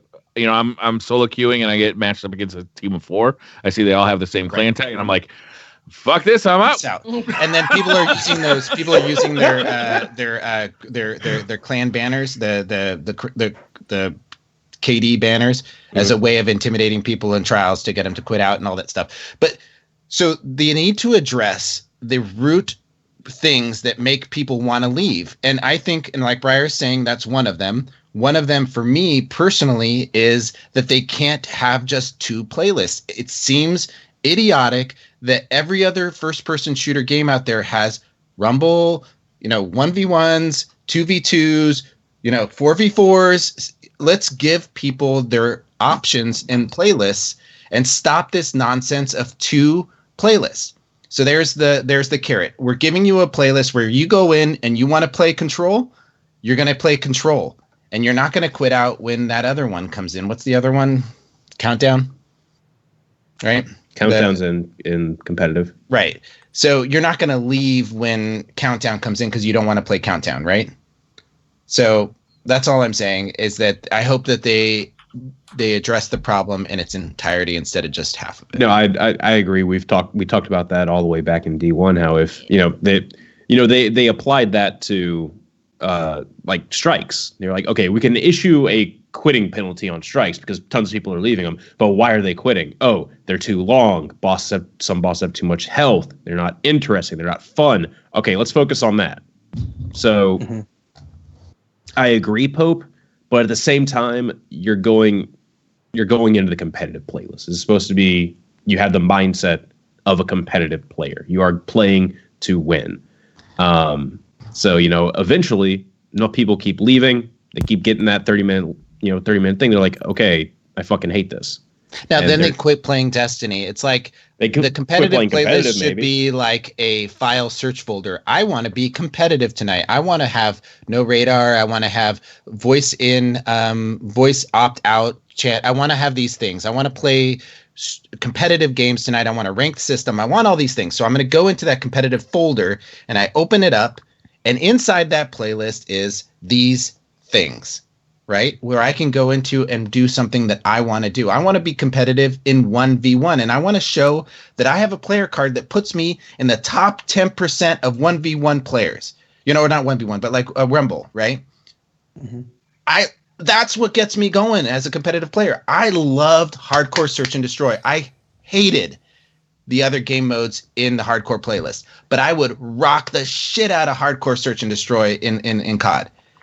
If I had been forced to do a rotation of other games, I wouldn't have played it.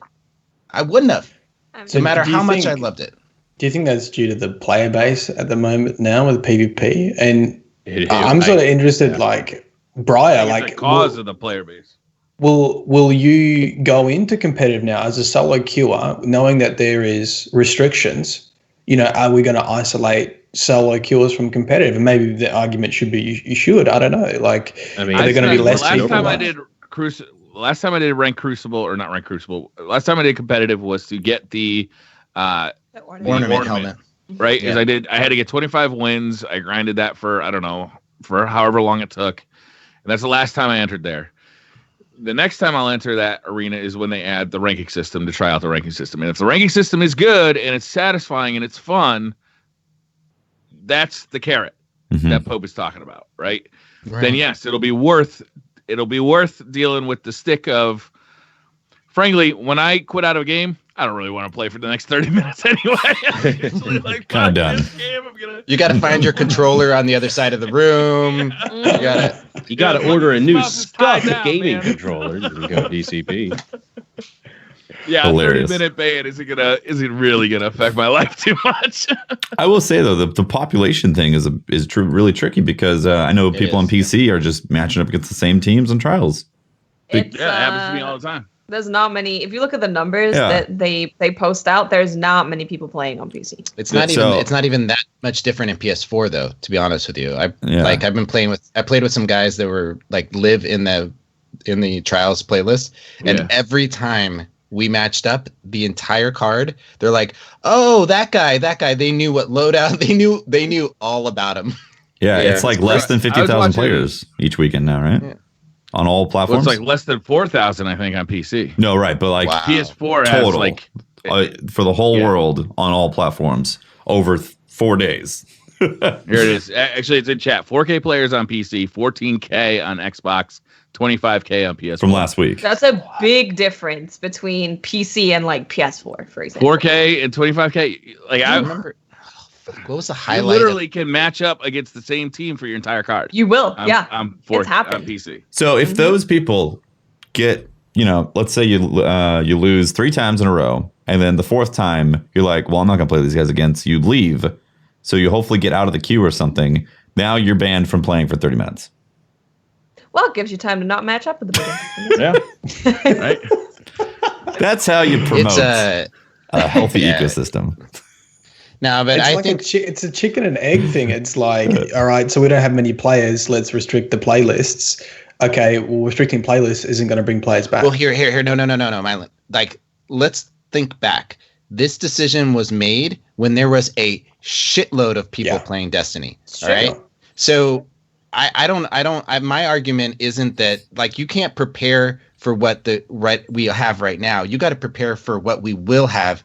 Assuming they don't fuck up things and people start coming back and playing, let's create a game that people want to play. Yeah, I agree. Yeah, well, assuming that, like, let's make the assumption that the sandbox update is really good and it's fun. Right. Now you got the DLC coming out, so you could change the playlist with the next DLC when you get a sudden influx of players, right? It'd be a good time to do it. And then, so these people heard that the new sandbox is good. They're coming to check out the new DLC. I'll play a couple games of Crucible. Oh, look, they've added Rumble. They've added this. They've added that. Mm-hmm. Nice. Okay, maybe I'll stick around here for a couple of games. Yeah, and let's just picture a world where these core playlists are present in both competitive and social areas with their different types of matchmaking and whatever. Let's pretend then that in this magical world, these special events that happen in PvP, that rotating playlist isn't Rumble or 6v6 or whatever they said. Let's say that rotating playlist is actually something interesting, like a themed event. Like they put in for, like they did for Crimson Days, right? But it Rumble happens should be there all the time. Event. What Pope is talking about, I agree with that. That's the kind of shit that should be cycling in and out. That should be Mayhem, Iron Banner, maybe a faction rally kind of thing, faction maybe wars, doubles, right? Yeah, that stuff should be rotating in and out. Rumble should just be there all the time. But Rumble. But Briar, I'm talking like unchain the PvP guys, unchain them. They get to make playlists like where's creativity like have in Halo. Right, like let's get VIP, let's get Oddball, let's get give us something where it's headshots only, right? What was that playlist? It was where it's you have to SWAT. Let's do something creative with that rotating playlist that allows the PvP designers to go have fun and design shit. I love it.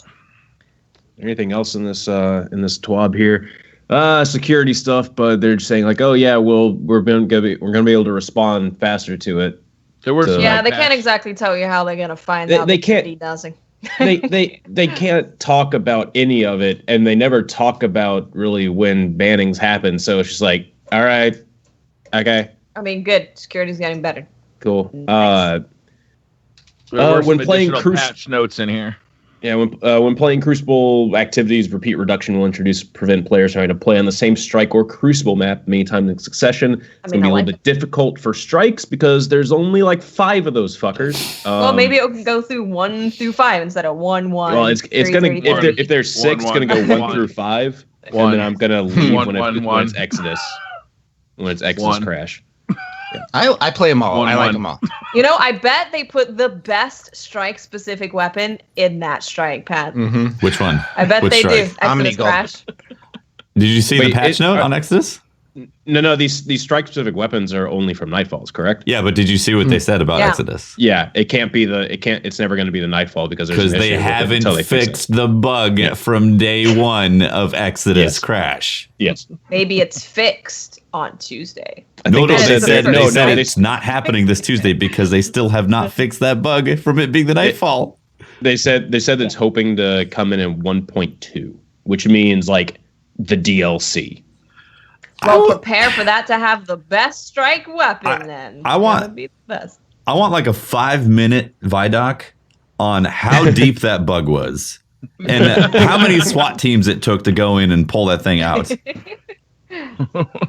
Because good God. I wanted to also read. That's the worst boss ever. Oh, it's bad. That's one of those things, though. That boss would be fantastic if he only disappeared twice. Yeah. That'd be a lot of fun, right? But they've got 7 layers of it. Why didn't they adjust it down to 3 or 4, where like after a quarter health, poof, he's gone. After a quarter health, poof, he's gone. Like I'd be like, okay, it's fine. But it doesn't suck because it's hard. It sucks because it's fucking annoying. Yeah. Waiting for him to come back. Yeah, exactly. But what if his weapon enabled you to see invisible players and not lose aim assist at all? Oh, that'd be great. Oh my God. There you go. Best weapon in the game. Isn't there like a magical rule of 3 in video game development where it's like, how many waves of things we're going to make a fight? 3. How many times we're going to make Omnigul disappear? Like 3, 2 even. How many phases does she have? 3. How many times are we going to have to actually have a boss fight? We're going to be able to reset a encounter before it goes in rage. 3. So let me ask you about that fight. You've got these outer rings. How many people actually go on the outer rings? You generally can't because they're electrified. Right. So there's an element in there where you need to kill these, the thingamabobbers, right? And what are they called? Shanks? Electric shanks? The electric shanks. So the floor isn't electrified, right? Uh-huh. There's that whole mechanic, that whole thing is not utilized. And you huddle up into the center, and there's no real movement of your characters. What if, like, you were forced to rotate to those platforms with the boss as they appear and disappear? Like, the creativity in that is just... Oh, it feels like there was a mechanic, but it's just not there anymore. That's what it feels like to me. Because you have, like, all these little things moving that parts, make up a cool encounter, and then there's, like, that one thing missing that ties it all together. That's what it feels like to me. You don't have to leave that center. As a matter of fact, you're holding each other's hands in the center and not moving. Like if you had to go to the outside and kill those shanks and grab an orb and dunk it in the center to get the boss to no longer be invisible, it electrifies him and then he's now visible. Create an element like that. Where do that 3 times. Yeah. That'd be nice. Right. You have to kill the shanks in that area, go get the charge, bring it back to the middle, and then the boss is no longer invisible, right? Sounds great. Do that 3 times. There's actually a interesting I didn't see this. The increased max power handicap is going from 40 to 45 on Nightfall challenge cards. That's going to be fucking brutal. Oh my God. Nice. Yeah. Wow, that's going to be rough. Timer to activate patrol has been reduced from 3 to 1 second. That's a very small quality of life thing for people that actually like running patrols. 3 seconds to activate a patrol beacon is unnecessary. Now you can accidentally do it. Yeah, good. Fixing an issue when previewing a shader on an item. You guys remember that where you try to? It would. Yep. Okay. Yep. Anyway, there's a lot of nice little updates coming in there. I know it's something small, but I would love to be able to apply a shader to a sword piece of armor and be able to see your character a little bit further back than what you've got, right? Like, yeah, agreed. We wanted that since D1. The close up kind of sucks. Yeah, you're like this on the image, right? And you're like, I kind of want to see the better way to do that is to actually look at to preview the shader itself as opposed to... It's like when you preview capes and you can't see the hood. Most important part. Or the bottom of the cape. I don't know if it's a long cape, a short cape. I don't know what the hood looks like. And I don't want to see that one shader. I want to see that one shader affecting my arm as it fits with my other shaders. Right? Like, you don't want to... Like, that's where it's kind of ruins it for me, Briar. I want to, like, create interesting mix-ups of the And if not, I'm just sitting there like applying the whole thing to the color, and then you lose that. Yeah, let us zoom in and zoom out on the Guardian while he's in Right, there. and spin him around and make him do something. Yeah. How many people ended up with like crazy looking characters because you can't really spin the guy around when you're creating a character? Yeah, you don't realize that bald haircut actually has a giant ponytail on the back, and you just have to see it. Oh, great! Now I'm ponytail guy for 10 years. I did want to point out in the What are you saying about ponytails? Damn it! in the movie of the week section. I know I usually never talk about this, but the runner-up to getting lost is one of the guys that applied for the video editing position at for us, and he made a really nice little cinematic thing going over like all the lost sectors of D2. Really? Nice. Yeah, it's a really nice pre-chill video. Cool. I'll check that out after the show. Yeah. We got to do Twitter questions because we're running out of time. I felt like there was something else I was supposed to talk about. You were going to tell him about that thing, Patrick. What thing? I'm not talking about that yet. The doctor hadn't gotten back to me on it. Oh, it's good. You should probably keep that quiet. Yeah. But it's not like you to keep things might keep like you that from getting a away job from in the our future. fans. You know what I'm saying? The listeners Jokes, should everyone. know. Jokes. Listeners should know, Patrick. Jokes. All previous sexual partners, you should definitely tell them. I'll be sure to notify your mother. Oh, zing. Boom! Dad? Chris Jarvie says, I would like to know how Myelin stands on the idea that the Traveler is an agent of the darkness. Give the Hive a target to guide them around the universe and give a head start to potential worlds to prepare them for the Hive's arrival. Mm-hmm. I think with the whole agent of the darkness, and if the Traveler's evil and that kind of thing, if the Books of Sorrow, this is a commitment thing. If the Books of Sorrow is true, I do think that the Traveler is an agent of the light, and the Hive were an agent of the darkness, and the Hive were pursuing the Traveler. I think what is more interesting is, would we have been attacked if the Traveler never arrived? And I think the answer is no. The Hive wouldn't have arrived in our system. They were following the Traveler. So, from that point of view, the Traveler brought all of these issues, but it also gave us great technology. But because the Hive were chasing them, we ended up having a collapse and everything falling to pieces. So I'm not in the. I do think that the Traveler is of the light and the Hive of the darkness, and there's probably another conversation whether you think the Traveler's evil or just building armies to try fend off the darkness, essentially. So there's no real good thought there. They just want to. The Traveler just wants to protect build itself. Yeah, exactly. It's more about it doesn't really care for helping other people. It's about protecting itself by building armies from certain worlds. Mm-hmm. Chris Lennon says, do you think it would be better to not have a Hive DLC for the Comet expansion, but rather a different race? Well, I think we spoke about, I think there needs to be an injection of a different race. And I feel like we've got really good backstories for a lot of the enemy races now. There is still obviously a lot of lore to do with the Hive, but I think, what Tefty was saying before and what we were sort of saying is it needs something fresh just to get people back into it. And I'd be happy for them to come back to the Hive and Savathun and basically Oryx's sisters at another stage. Yeah.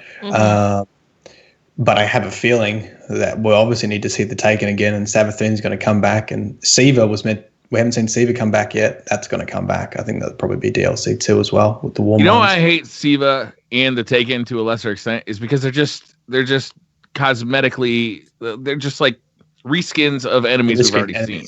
Yeah. Right? Siva was so unsatisfying because it didn't give me any real Fallen lore, or it didn't really give me a Fallen story. It gave me a Siva Fallen story, right?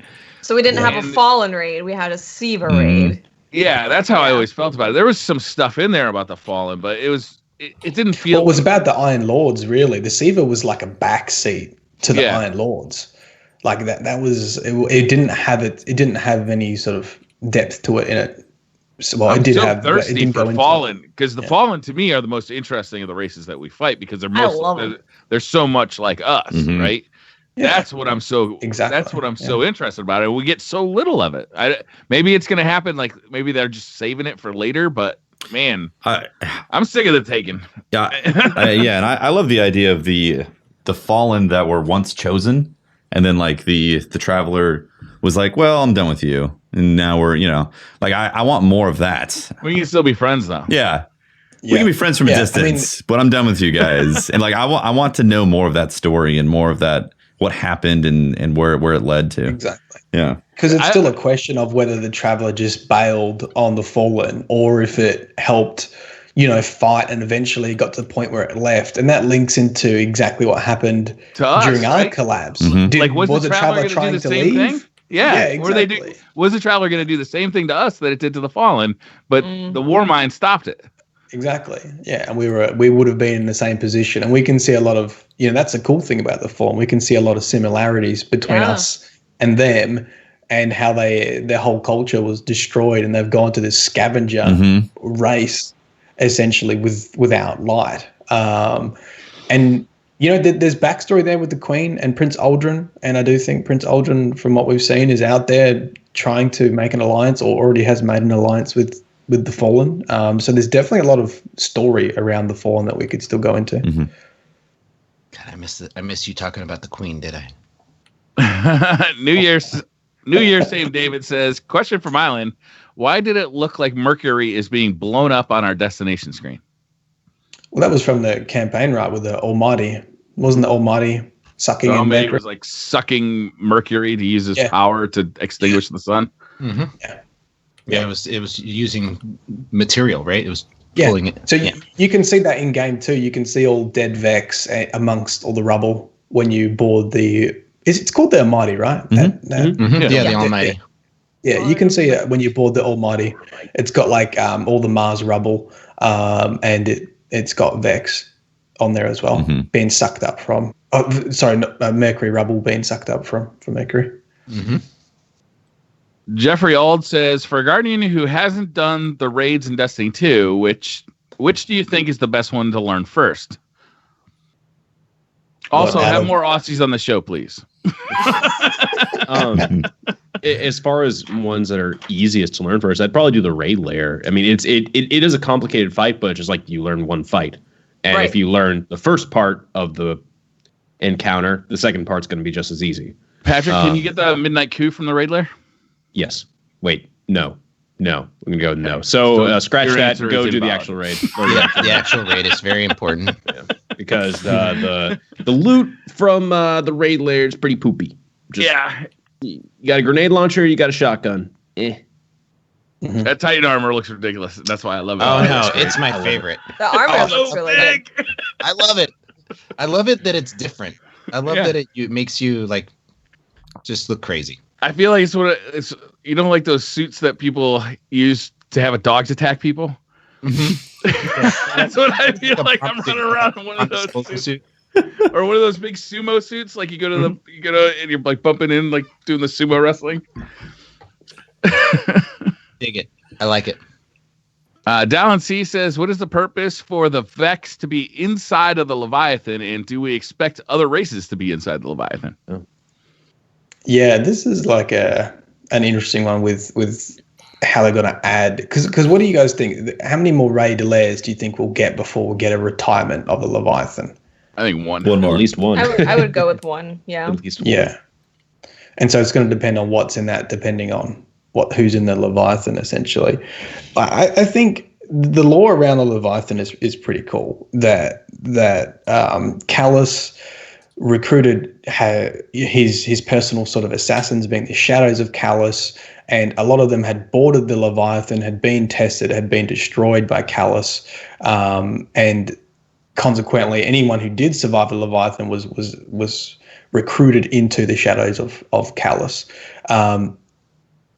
Lore-wise, I hope that we see something relevant to that, and that we might be offered to join Callus. And when the Leviathan is retired, that's sort of one of the final scenes is, Guardian, you've survived all my tests. I've been testing you this whole time, like a big game show, and you've proven we meet the real Callus, and we often we decline his invitation to join the Shadows of Callus and sort of defeat him.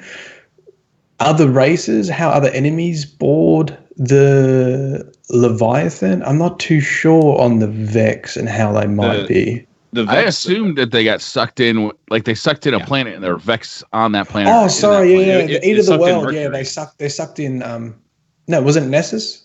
Yeah, they're well. So. Here's the story, but here's something that I thought was super interesting about the Eater of Worlds is that this ship has been around for a while. You know, Nessus isn't the first planet it's sucking in, right? Yeah. I think it would be cool to just, you know, have one of these raid layers like introduce us to a race that's outside of our galaxy, like just something crazy. Just that would be cool. That would be really cool. It's a way of introducing the DLC in a way. It'd be like the way they introduced the Borg in Star Trek, where it was like a one-off thing, but then all of a sudden it became like a main thing for the rest of the story, right? Yeah, you find some race in there that, oh man, then maybe flip that. We find some race in there that got sucked up by the Cabal, right? And they become allies of ours, right? And they're allies of the Cabal.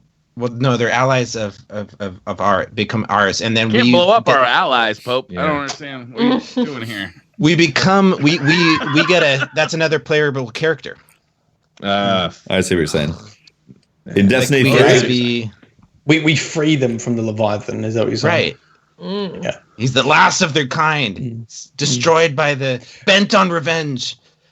But the thing with the Vex, before with Eater of Worlds was maybe the question was more around because isn't he the Vex mind of Nessus? So it's like, how is Nessus still there if he got sucked into the Leviathan? Is that maybe that was the question? Like, how do we see the Vex mind of Nessus in the Leviathan raid if Nessus is still there? Yeah, that was my issue with that whole thing. But at the same time, if you look on a certain place of Nessus, you can see chunks going in to the into the World Eater. So I don't know if they actually did take the core or not. Either way, maybe they did, all of it makes no sense whatsoever. From an astrophysical standpoint, I'm like, what? I assume that maybe it was a different world that they consumed. Your job isn't to think. Your job is to throw Nova bombs at that big thing that's shooting at us. Leave the science to the professionals. I guess, right? Because I feel like if they would have had one person from the scientific community come in, just do a little fact checking, a little bit of like, okay, this is clearly crazy. It's a game where we're always saying, I just want space magic. And you're over here trying to get... Yeah, Tefty, take your logic out of here. Yeah, man. We're going to be fracking the ground on Nessus and going to destroy the Cabal. In fact, the Cabal are still mining while they're eating the planet. That's efficient right there. Isn't that crazy? Mm-hmm. That's a good point. Wow. They really got the memo on that one. Process to suck up the entire planet. You know, there's bureaucracies. It's hard to stop something once you get it in motion. I guess so, man. I guess so. Yeah. They told me to mind the planet. I'm going to keep minding the planet. Nope. They never gave me orders to stop mining. Well, one thing I thought though that like soothed my brain after thinking about that was that maybe it's just a different core that has similarities to Nessus. It's not the core. Could be a core of Mercury. It's like Argos is a different core of a different planet and not Nessus. Because what the hell? When Xur shows up on Nessus, did he not get the memo that the planet is being consumed? Xur don't care. He's like, he's willing his own. I got some wares here. You guys want to come buy them? By the way, the planet's going to go away in like, what, a week? It's Dragon Ball Z rules. I feel like we got it at least till September before it's gone. It's interesting those things when like the gameplay moves forward, but you don't really know like what timeline you're in. Like, okay, so when we're on Nessus, we're actually before like the Leviathan sucked it up, before it sucked the core up, and then when we get onto the Leviathan, okay, now this things have passed, and it's a bit like that with, you know, the Traveler's now awake. Well, why is Dead Orbit still kicking around? Why haven't we had, you know, obviously we're waiting for more things to happen, but the things that don't make sense from a story point of view, because they're obviously trying to catch up with things that happen. And Leviathan is a little bit like that. Like, you know, maybe when we're in that point in time, when we're on the Leviathan, maybe Nessus has been destroyed. I don't know. Yeah. This is going, I'm guys. going to move on. Let's do another question. Hurricane Ken says, hey, crew, love the show. Okay, this question. Before I read this question, don't get wrapped up in the details. Just ask yourself, do you think the possibility is there for this to happen? If we get a new subclass, what new element type do you think Bungie would give us? No. Do you guys think we're going to get a new subclass in Destiny 2? No. I think we'll get it. Yes. September. I think it'll be the same element of like Thorn. Oh, yeah, I love it. I think it's definitely Damage possible. over time subclass. Yeah, I think it's definitely possible, and also I think it's even in the lore, right? Like the reverse of solar or something. There's like a opposite solar that's not represented in a subclass, a decay class. There was, I mean, like if you look at like Dredge and Yor and that kind of thing, there was definitely people using other. I mean, the Awoken use different powers too, so there's possibility for using other powers. The solar arc and void are built into the like physics of the Destiny universe. Like they do have significance as being like these energies, and the light or allows us to tap into the natural energy. So there are arc storms on Mars, which the Vex access to use arc power. There is a space called the Void, which Void Walkers go into, which is the space between nothingness to draw power from. Solar is solar energy. And there's a Reddit post about like if these relate to our own world with like magnetic forces and dark matter, essentially. Void is more of a dark matter. So from a lore point of view, the subclasses are very sort of set, like these are the natural forces of the universe. So they would have to introduce other concepts to explain how we maybe access different powers. I think Maybe we're much more likely to see a rework of the subclasses we have than a brand new subclass. Like more skill cluster thingies. More to each subclass, and hopefully more customization within each subclass. Necromancer class. I think we need it. I think we need like a necromancer, dark guardian. Yes, I agree. I think you have the right idea though, Briar. Like another, not necessarily a new subclass, but a new character like a Fallen that we get to play. Or somebody that has some power that's drawn from somewhere else. Yes, so that's the way they could get around the whole solar void and arc being like the main elements is do like a dark one, draw power from the darkness, and then you've got or corruption or something like that. That's not using the light with our sort of fundamental. If you're a member of the darkness, can you grow a beard? Maybe the light's been stopping all the beards. Man, no, Osiris has got a beard. I feel like Akara is like shaving every day too. Like she's tight, man. She's got the razor out every morning. Thing? Maybe you have to be a warlock to get it. But I want a bearded guardian. Honestly, this makes me think like having a whole set of dark subclasses, like Dark Solar, Dark Void, Dark Arc, would be sick. Wouldn't that be awesome? Yes. Yeah. Yes. Yes. I would love that. Yeah, just add like dark versions of the current things we have. Like super the cool. Taken version of the regular things. Yeah, I want to be able to blink around like that captain. It sounds great. Mm-hmm. Yeah, right. Check dark balls at people. Yeah. Tim Murray says, I've been trying to find all scannables, and there seem to be 4 main threads being hinted at. The return of Osiris, the issues with the Warmind, the unification of the Fallen, and the coming of Savathun. On the topic of the Fallen, do you think Uldren is now the Kell of Kells? I just love this question because it's so long and then just right turns right at the end. It's just this is all the background research that I've done, which leads me to the conclusion. Fallen, Prince Uldren. I think I completely agree. If you guys haven't seen the scannables and the Age of Triumph in D1 when they released the Grim, they released, I think there were like 10 Grimoire cards they released in Age of Triumph.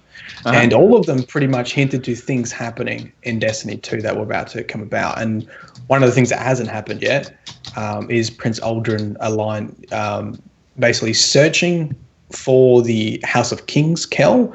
And in that card, essentially Prince Aldrin fakes being weakened and destroyed, and because he couldn't find the Kell, he basically faked that. He intentionally lost a battle with a fallen troop, and they carried his limp body to their hideout, and that's how he found the Kell. And the card ends very elusively with something like, "When one Kell rises, another bends a knee," and the implication is that basically Prince Aldrin's tricked his way into the House of Kings hideout, and he's like, guess what, now I'm the leader, and he's risen to that status, and that was Age of Triumph. And then all the scannables basically in on Titan are essentially, oh, this fallen transmission is using awoken technology, that's weird.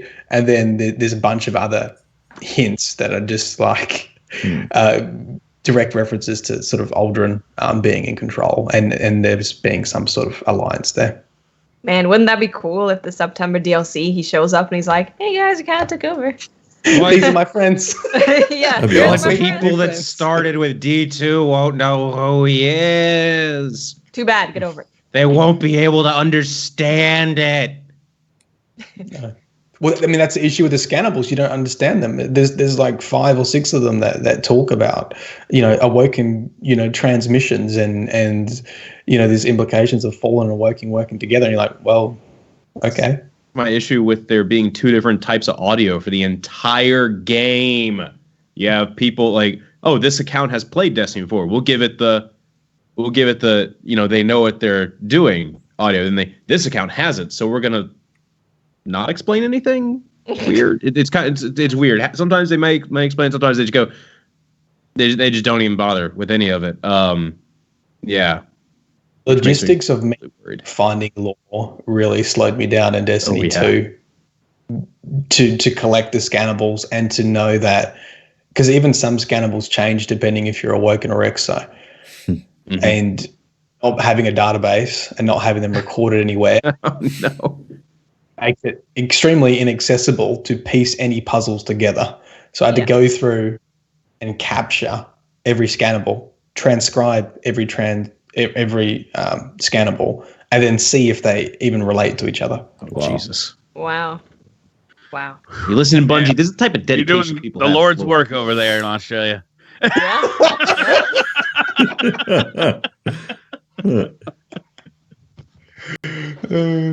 Ace Dog says, elephant in the room time. I heard Black Link's favorite memories of Planet Destiny. What are yours? Also, can we have Drunk Briar back? This normal one isn't as fun. Damn, Briar. What does that say? People like you drunk more than sober. Maybe that's your true self, though, Briar. When you're drunk, so they like your true self. My wife just says I just get louder. I've been around you when you're drunk, and that is true. You definitely do get louder. What do you guys think? So, Planet Destiny put up a couple of tweets this week. They're shutting down the podcast. They're temporarily shutting down the YouTube channel. It from what I read, it was like an indefinite, shutdown. Hiatus. Yeah. Of the YouTube. As far as like, memories for me, just kind of realizing that, this thing that I was just doing as kind of a hobby is an actual job for me now. Like, I'm working for a company and they're actually paying me. This is cool. And, kind of that moment of, I can actually do this as, I can do this for a living. I was mixed feelings about when I heard about that.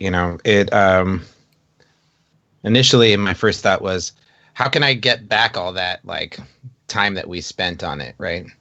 If they were leaving, is it for sale? I want to buy it. Like the old podcasts. Yeah, well, just all of it, man. It's like it feels weird. It feels weird. Like we left Planet Destiny, and I feel like we left a lot of like blood, sweat, and tears behind. Mm-hmm. I mean, I look at the work you guys worked your asses off to build that thing. And I just feel like out of just, and I did a fraction of what you guys did to build up Planet Destiny. And I just feel that I felt like that desire to, I just want to buy the stuff that you guys made back and just to have it because you guys I left it all behind. I know, but I'm just talking about my initial feelings is that I wanted to own that back for you guys, that just to say like, no, this is our legacy, like you said, Tufty. Mm-hmm. And but yeah, it's sad for me a little bit because I know how much of that community you guys help to forge, and that as a creator, as a content creator, that means a lot, right? That kind of loyalty of our fans now, there's a ton of people, they're like, I've been listening to you guys since Planet Destiny. I've been listening to you, Pope, since Dad's of Destiny. I mean, that kind of forging of a community is hard work, and it's so worth it. These people are more than just like random numbers that are like watching your videos, right? Oh yeah. And as a content creator, it just, I don't want to get choked up, but it's like this is how you connect to your people, right? And this is you make this stuff. You don't make it. I don't know a single content creator that started because they wanted to make money off of it like that. Like this was a passion, right? And I don't know. I feel like that's like so much legacy lost for us. I don't obviously have that link to Planet Destiny, but I definitely sort of feel the same way. Like I spent 3 years building, Myelingames and building that channel, and it sucks when it's taken out of your hands and you have that community fall away because of then the game has not reached expectations, and it's like you still have all those feelings about what you've built, what you've built with the community and your interactions with them, and then the logistics of it smack you straight in the face, which is like, well, at the end of the day, I still have to pay bills. I still have to, justify my time spending every weekend, every waking hour working on something. And it sucks that my hand is forced to close down something or to stop doing something because of reality. Yeah. Yeah. Pope, when you say like things like, it's your legacy, the legacy was never Planet Destiny for me. That was, it was a job that I enjoyed doing, and, it definitely got to launch things, but the legacy, I guess, it built into something larger than Planet Destiny ever could possibly be, with people, it's the people, the audience that you grow. That's why I do this. I could give a damn about, the platform that I'm on for the most part.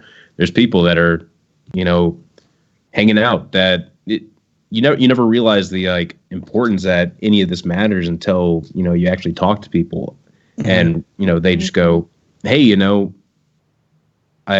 you helped me through a huge part of my life, or, you got me to enjoy something that I didn't. You got me to connect with, my son, and like, that's my fucking that's a legacy that I'm proud of. That's true. Definitely. I could give a damn about, PD and the logo that's attached to it.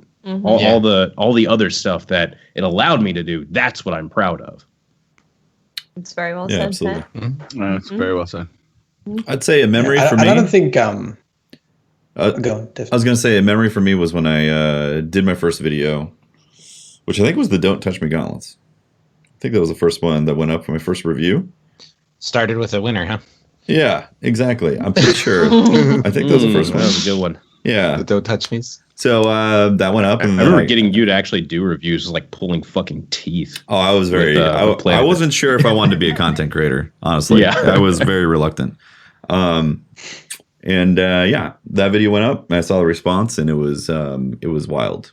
It was a wild experience to go from not really thinking about wanting to be a content creator, even though I had like started on that path somewhat with my own channel, and then like having that video go up. It kind of like started shifting my perspective on things. So that was like something that definitely stands out for me. I think, I think for me, it's sad to see that happen to PD because I look at it as roots, and I'm somebody who never wants to forget roots.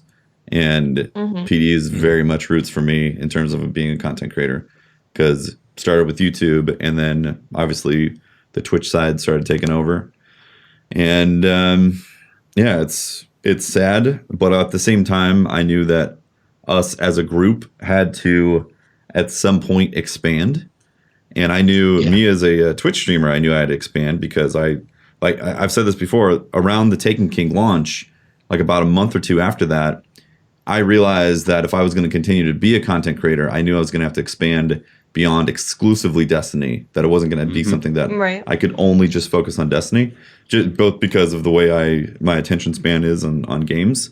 Even though I can grind games for very long, I also have that experience where, if another game comes out that entices me, I'm going to want to play it. It's just how it is. And so I knew I had to follow down that path with my own Twitch channel. But yeah, it's it's always sad to see something like that because I consider it roots. So yeah, definitely. The coolest thing about PD was like getting in there and being a smaller content creator and seeing like a bunch of smaller content creators all kind of come together and start working together to make something, and then that became. It started with videos, then came the podcast, then came the Twitch channel. And like every time we kind of moved on collectively to the next project, frankly, we banged it out of the park. I feel like every time we moved on to the next project, that it was really fun, doing that as a team and as a group. You know what I mean?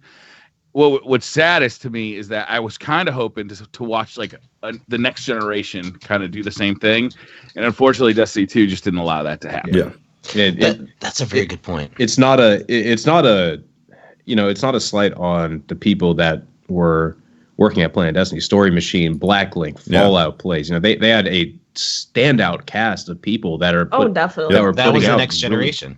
Really good content, but they got left with the very shitty situation of as much as people started to watch Planet Destiny more for the personalities that were attached to it than just the information. So then when we left, the people that were watching it just with personalities were like, well, what the hell, who are these other new people, which is a big shock. But then at the same time, there was a really shitty situation of just Rise of Iron not having as much content, and then D2 really not having the type of content that promoted a channel that exclusively focuses on one thing. So there's it just didn't work out the way that we were kind of hoping it would for the channel after we left.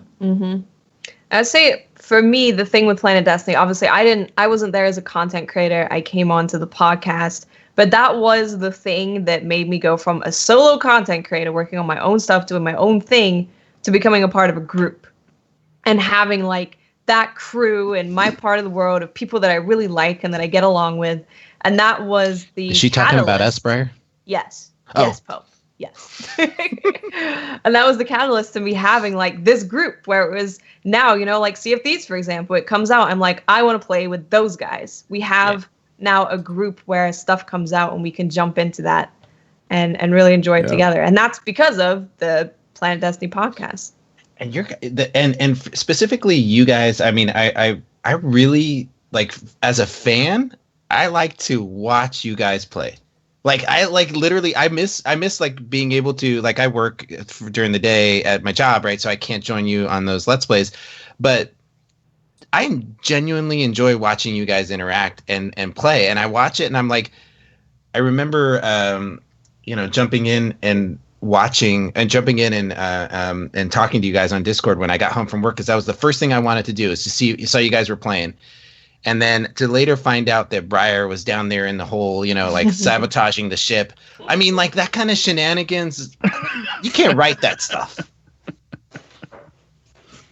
But I don't know what the fuck you're talking about. Well, one thing I'm talking about is those things happening more often. Yeah, so we gotta do that more often. Yeah, we are. Wish I could slap you guys with the bananas that we have. That would be great. Chuck a banana. That would be good. That'd be great. Yeah, throw a banana at you, knock you overboard. I gotta say, that game is so full of potential. It is just the stuff you can do in that game to and with your friends. It's just mind blowing. It's such an open sandbox. It really is. It's an amazing thing. There's some negative reviews coming out right now on it. Yeah. I feel like there's gonna be people who really kind of thrive in that kind of. It's the kind of people who get a big bag of Legos are gonna really love that big bag of Legos, are gonna love that game. The people who want to build the Millennium Falcon, with the instructions, they're not gonna love that game as much. You know what I mean? Okay. Yeah. this game, Sea of Thieves, if you're not the kind of person that can just like make your own fun, like if you really want like a storyline and like a structured experience, it's not probably going to be your game. I think everybody should check it out. At least it's got a 14-day trial. Like, it's worth checking out. I mean, the game's visually stunning. Yeah. Oh, it's beautiful. Yeah. I've been saying to people that it's an experience game. If you want to experience becoming a pirate in some like digital world where you actually have to sail and you go get the maps to sail to an island, so on and so forth, and you might run into somebody, you may or may not have a PvP combat, then it's a very unique experience that I don't think you can get from any games right now in that setup right now. If you want a loot progression system that has vast PvE, then you're going to be sorely disappointed. No, that's not. Yeah. It. No. Yeah, all the loot is purely cosmetic, too, by the way. It's purely cosmetic. They do need to add more ship customization options because now there's just one page. So I really hope they add more because your ship is like your thing. I'm a pirate. My ship is my thing. So I want to be able to do crazy stuff. Yeah. Crazy. Yeah, it'd be so cool if you could go and find like a pirate hat in a mountain. Yeah. Pop a chest and be exactly. like, where'd you get that hat? I got it on an island. I got it at the Isle of Last Words. Yeah. Quest specific loot. Oh yeah. You know, Oh my God, a lot of stuff is actually applicable. Taking down the skellies. Oh my God, that'd be great. So am I buying it? Is it worth me buying it? It's worth trying it for free. Yeah. Can you play for free?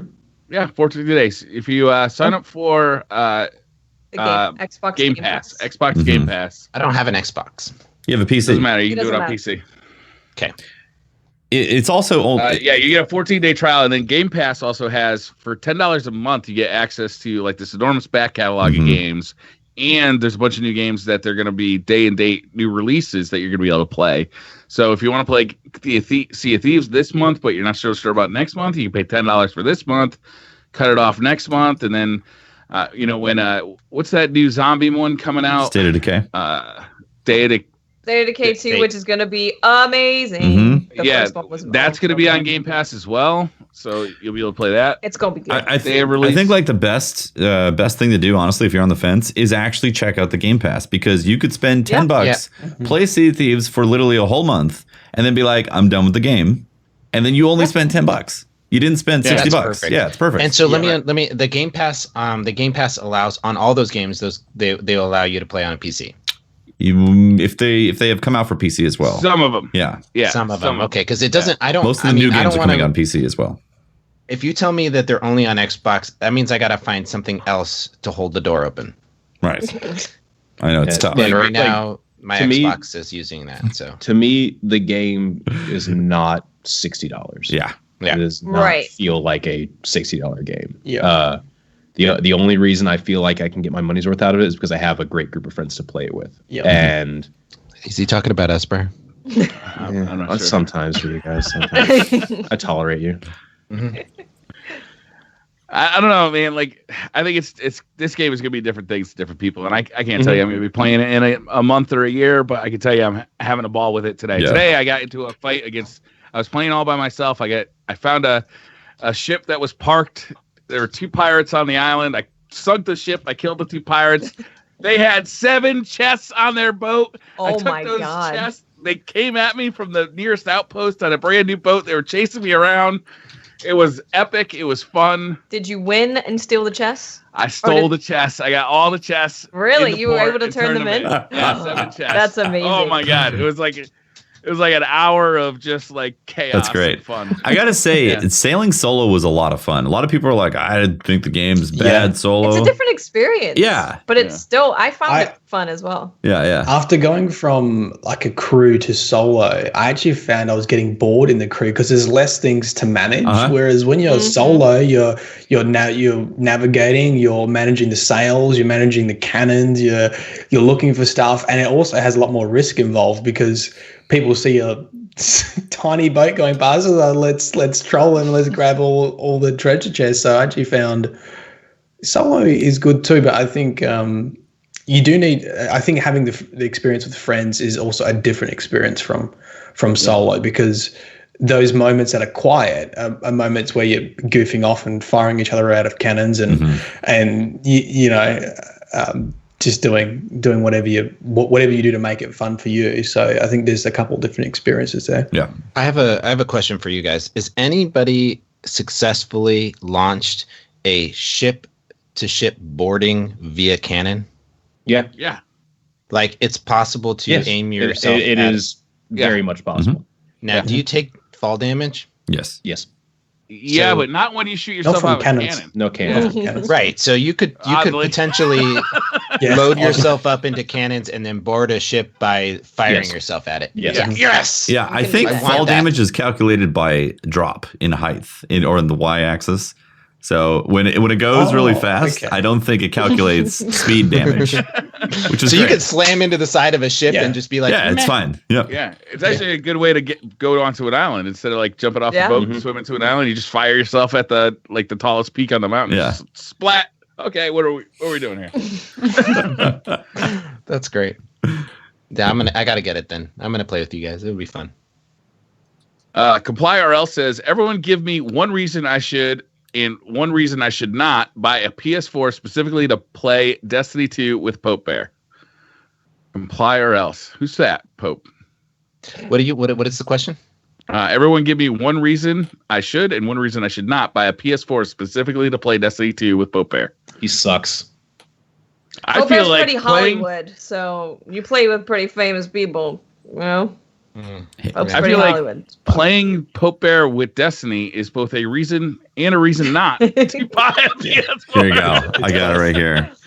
You want to buy a PS4 to play with Pope because he's got so many hours in the game. He's got he's got all the loot, he's got the knowledge and so on and so forth. But the problem is you don't want to play with him because he's also a casual. So Yeah. Also, like honestly, if you want to be sold on it, you can buy a PS4 to play PvP to hopefully kill Pope. That's a much better reason. There you go.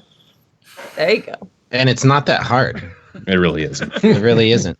I get screenshots of people. Hey, I just played you, Pope, and I'm like, that's KD. Briar, did you see the podcast question in the Skype chat? No. Okay, just check. Be sure to check on it. All right. This is I'd say buy a PlayStation 4 and send me a message and let's do some stuff. Let's play. Let's get All weird. right. Yeah. Next Let's get question. weird. Andrew Slagan says, just thinking of how the penalty is going to work. Would people still back out to keep their KD up? Thinking Bungie could make their KD go down as well as somehow if they back out. Really don't need to answer was the only thing I was thinking about. Good stream, by the way. KD farming is such an insignificant part of the game, in my opinion. It has no actual effect on any sort of gameplay. Yeah, So but millions of people do it. Millions of people do it, but like it has no. If people are backing out of the game, great. Well, there, thousands. There's a couple people. Millions Tens of people thousands. play Hundreds. Destiny 2. Hundreds do it. Tens. Tens of Tens. people. tens of tens. Tens. Tens of tens. It's one of the things. I feel like this is a type of thing that will curb it a little bit, but I mean, there's people that play Street Fighter that leave Street Fighter matches before the match can actually end because they don't want their KD to, or not KD, but like match win ratio to suffer at all. Like there, it exists in every single playing game. one game every like hour. Yeah. Yes. Whatever. Eventually, if you're getting at a level where it looks like your KD is approaching 1.0, means you're at the correct level. Random West says, when you make pancakes, do you put butter on every pancake or just butter on the top of the stack? Do you want them No delicious? butter. Wait, what? No butter? Yeah, no What? butter. No butter. Blasphemy. What? Do you want your All you need pancakes is the- delicious No. or bearable? If you want them delicious, you put butter on every stack. I agree with you. Mhm. Or at least it'll swab of the butter. Swab. Yeah, you don't Place it on top. You don't need like a stick of butter in between each one. You just, little pad. little It's like a swab. butter sandwich with pancake bread. I'm going to excuse myself from this question because I hate pancakes. I knew there's a reason. Jesus. When you get so much hate in the comments. There's a reason not to I play with knew when you were talking about Reason not to oryx. buy a PS4. When you were talking about oryx with the gleam in your eye and how like wonderful, I knew there was a reason. Can't stand this stuff. It's just give me a waffle any day. But give me a pancake and I'll throw it out the window. Want to have a pancake one day and a waffle next day? Waffles. I like the little cups. It doesn't have to be a competition. Both are delicious. I like waffles. You put a blueberry and some. They have these little perfect little cups that carry the. If you put your syrup on a pancake, it rolls off of it. I want my syrup to stay there. But then you get to the waffle is a superior design. The waffle is a pretty good design. It's a good mechanism. How much syrup are you putting on your pancake? I'm putting enough. Why? Are you soaking it? He wants syrup soup with. No, I want every bite to contain. I mean, if you're putting so much that it like completely rolls off because of how much syrup is on there. Syrup ratio is inconsistent. And put syrup in a bowl and then put the pancake in the bowl. There you go. No, it's like that style of ramen. You dip the ramen noodles in the soup and then you eat it instead of like having the noodles in the soup. I like to have blueberries on my waffles and I put one blueberry. Make blueberry pancakes. Seems like with a little bit of waffle or with a little bit of syrup, and then I have the same proportional bite every time. Pope, how about you just cut a hole in the center of the pancake, and then the syrup that you put on the pancake will just like kind of spread out from there? No. The only problem with that, Pat? Gravy. When I was in the US at Guardian Con, I had some pancakes, and I didn't have any. She didn't give me a knife and fork, so I asked for some cutlery, but she would just blank. So I was like, cutlery. And then someone next to me was like, he wants silverware. Give the man a knife and fork. I was like, were you at a Waffle House by chance?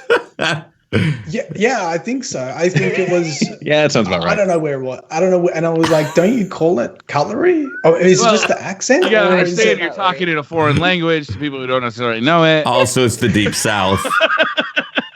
It's a multi-syllable word, sir, and you need to refrain from that. Give me a knife, a fork, a spoon. Typically, you say silverware or a fork and knife. You got a fork and knife. Yeah, please have a spork, ma'am. Yes. You call that a knife? Give me a knife. Cutlery is very fancy. Like if you're getting married and you need to go pick out some cutlery, like those type of words end up coming out. But if you're at a cafe, typically it's going to be like, fork and knife. Yeah, okay. Cutlery, you'd think they'd still know the cutlery means I want a knife. Totally. No, yeah. There's definitely a disconnect. No doubt about it. But it was a very awkward moment with me sitting with pancakes and no knife and fork. And then the US friends was like, just give the man a knife. Now, let me ask you something, though, Briar. We are making a distinction in this between crepes and pancakes, correct? Crepes are absolutely different. Crepes just really thin pancakes? No, they're not. Oh my God, they're not. No. It's the omelet of pancakes, really. I'm going to go crepes, then waffles, right? Then a bunch of other things, and then pancakes at the bottom, like whatever. Look, you're just a pancake hating cat. Yeah, man. Pancake hating. Unbelievable. Or if you made me potato pancakes, I would change my mind. Potato pancakes. That's a whole different thing. That's a whole other thing. Similar in name alone. That's it. The original question was about butter, though, on the pancakes. And I don't put butter. I just use superior Canadian maple syrup. No need for butter. Yeah, you're missing out. Maple syrup in beards, man, it's a hazardous Jesus. thing. I love some maple syrup, but good Lord, if you make a mistake, one mistake, you pay. And if you have some like eggs over easy, also like you're on high alert. High alert in a beard. The best part about it is though, it's like between lunch and dinner, and you're starting to get hungry a little bit, and you're like, you lick the corner of your mouth, and all of a sudden you find this jewel of deliciousness in your beard. It's not really. It is kind of a jewel because it's hardened, and like you have at that to point basically. It's like amber. And you're like, I'm definitely not going for seconds in my beard. There might be a mosquito in there. You can make dinosaurs from it. You don't go for seconds in your beard. God, no. You think I'm a heathen? Well, you do enough stroking that I don't think you would find anything in there. You're right. This is true. Yeah. You're always grooming. Mm-hmm. My cat often chews on my beard. There's no way I'm putting that thing in my mouth. She grooms your beard? No, she chews on it. There's a difference between grooming and chewing. I just imagine you standing up and there being a cat still attached to you. Right? Just swinging. Jaw locked.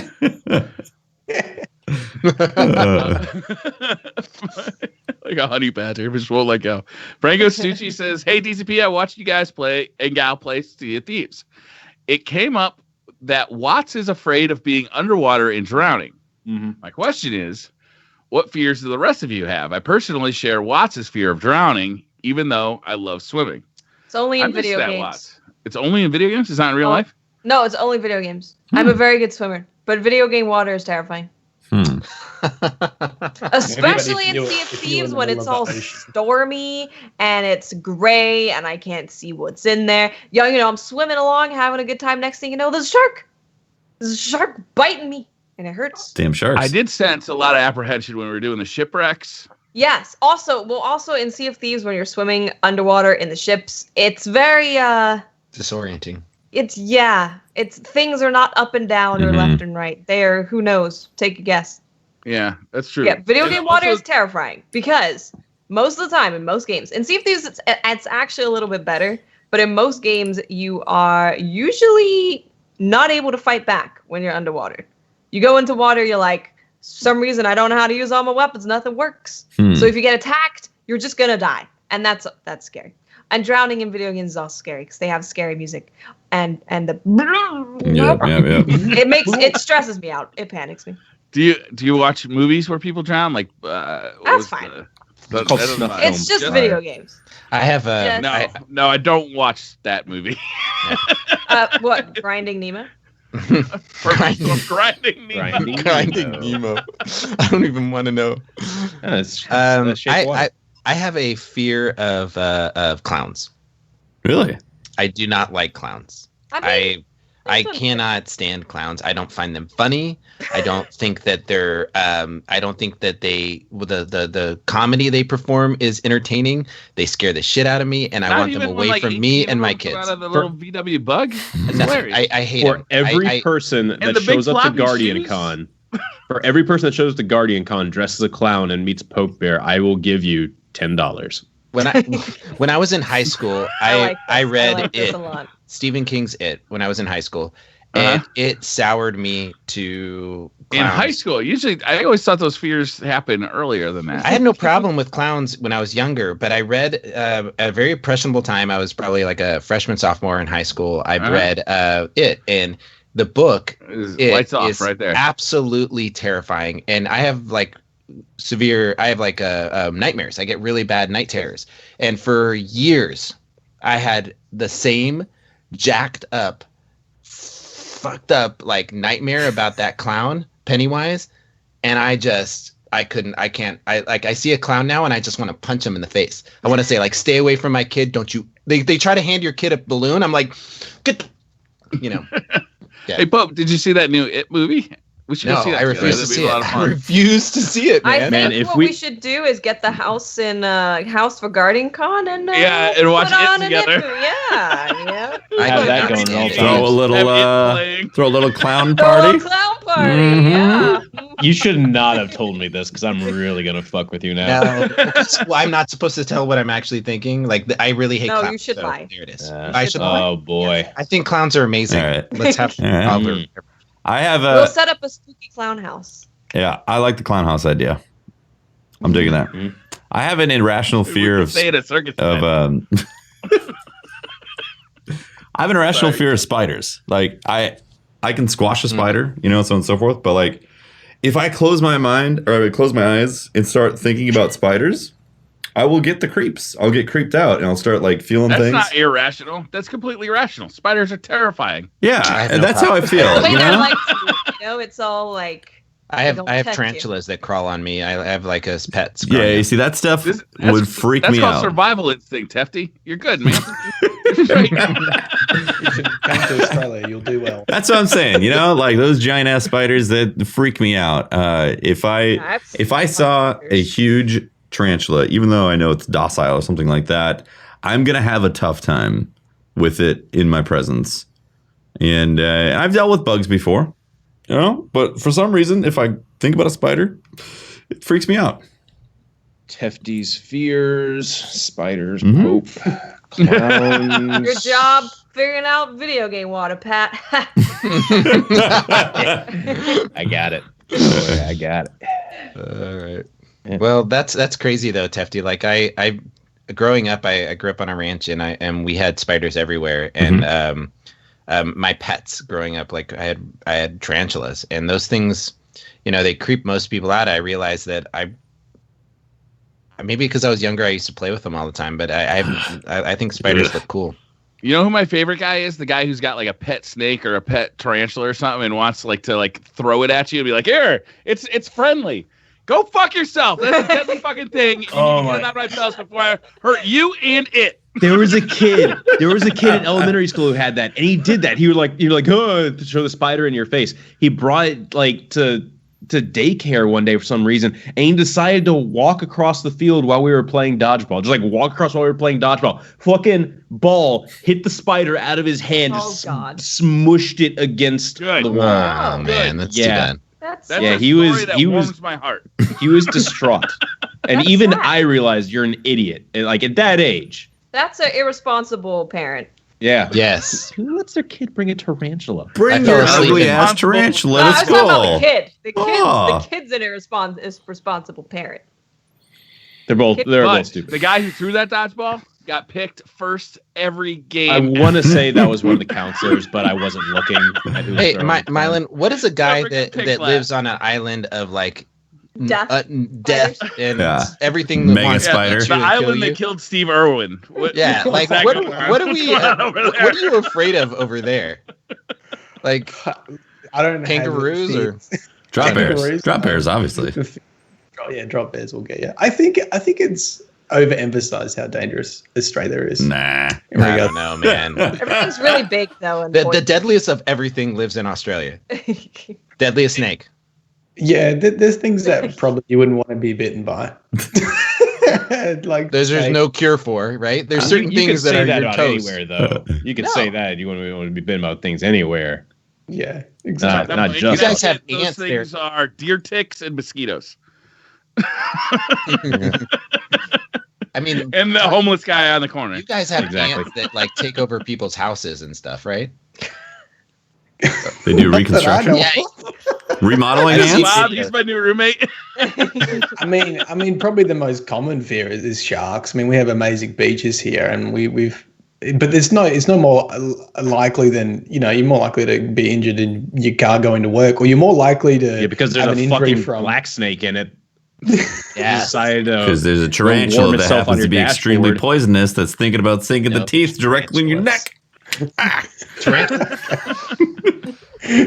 So I'll just be sure I'll never invite any of you to Australia because there's probably be a decline. No thanks. Thanks, but no thanks.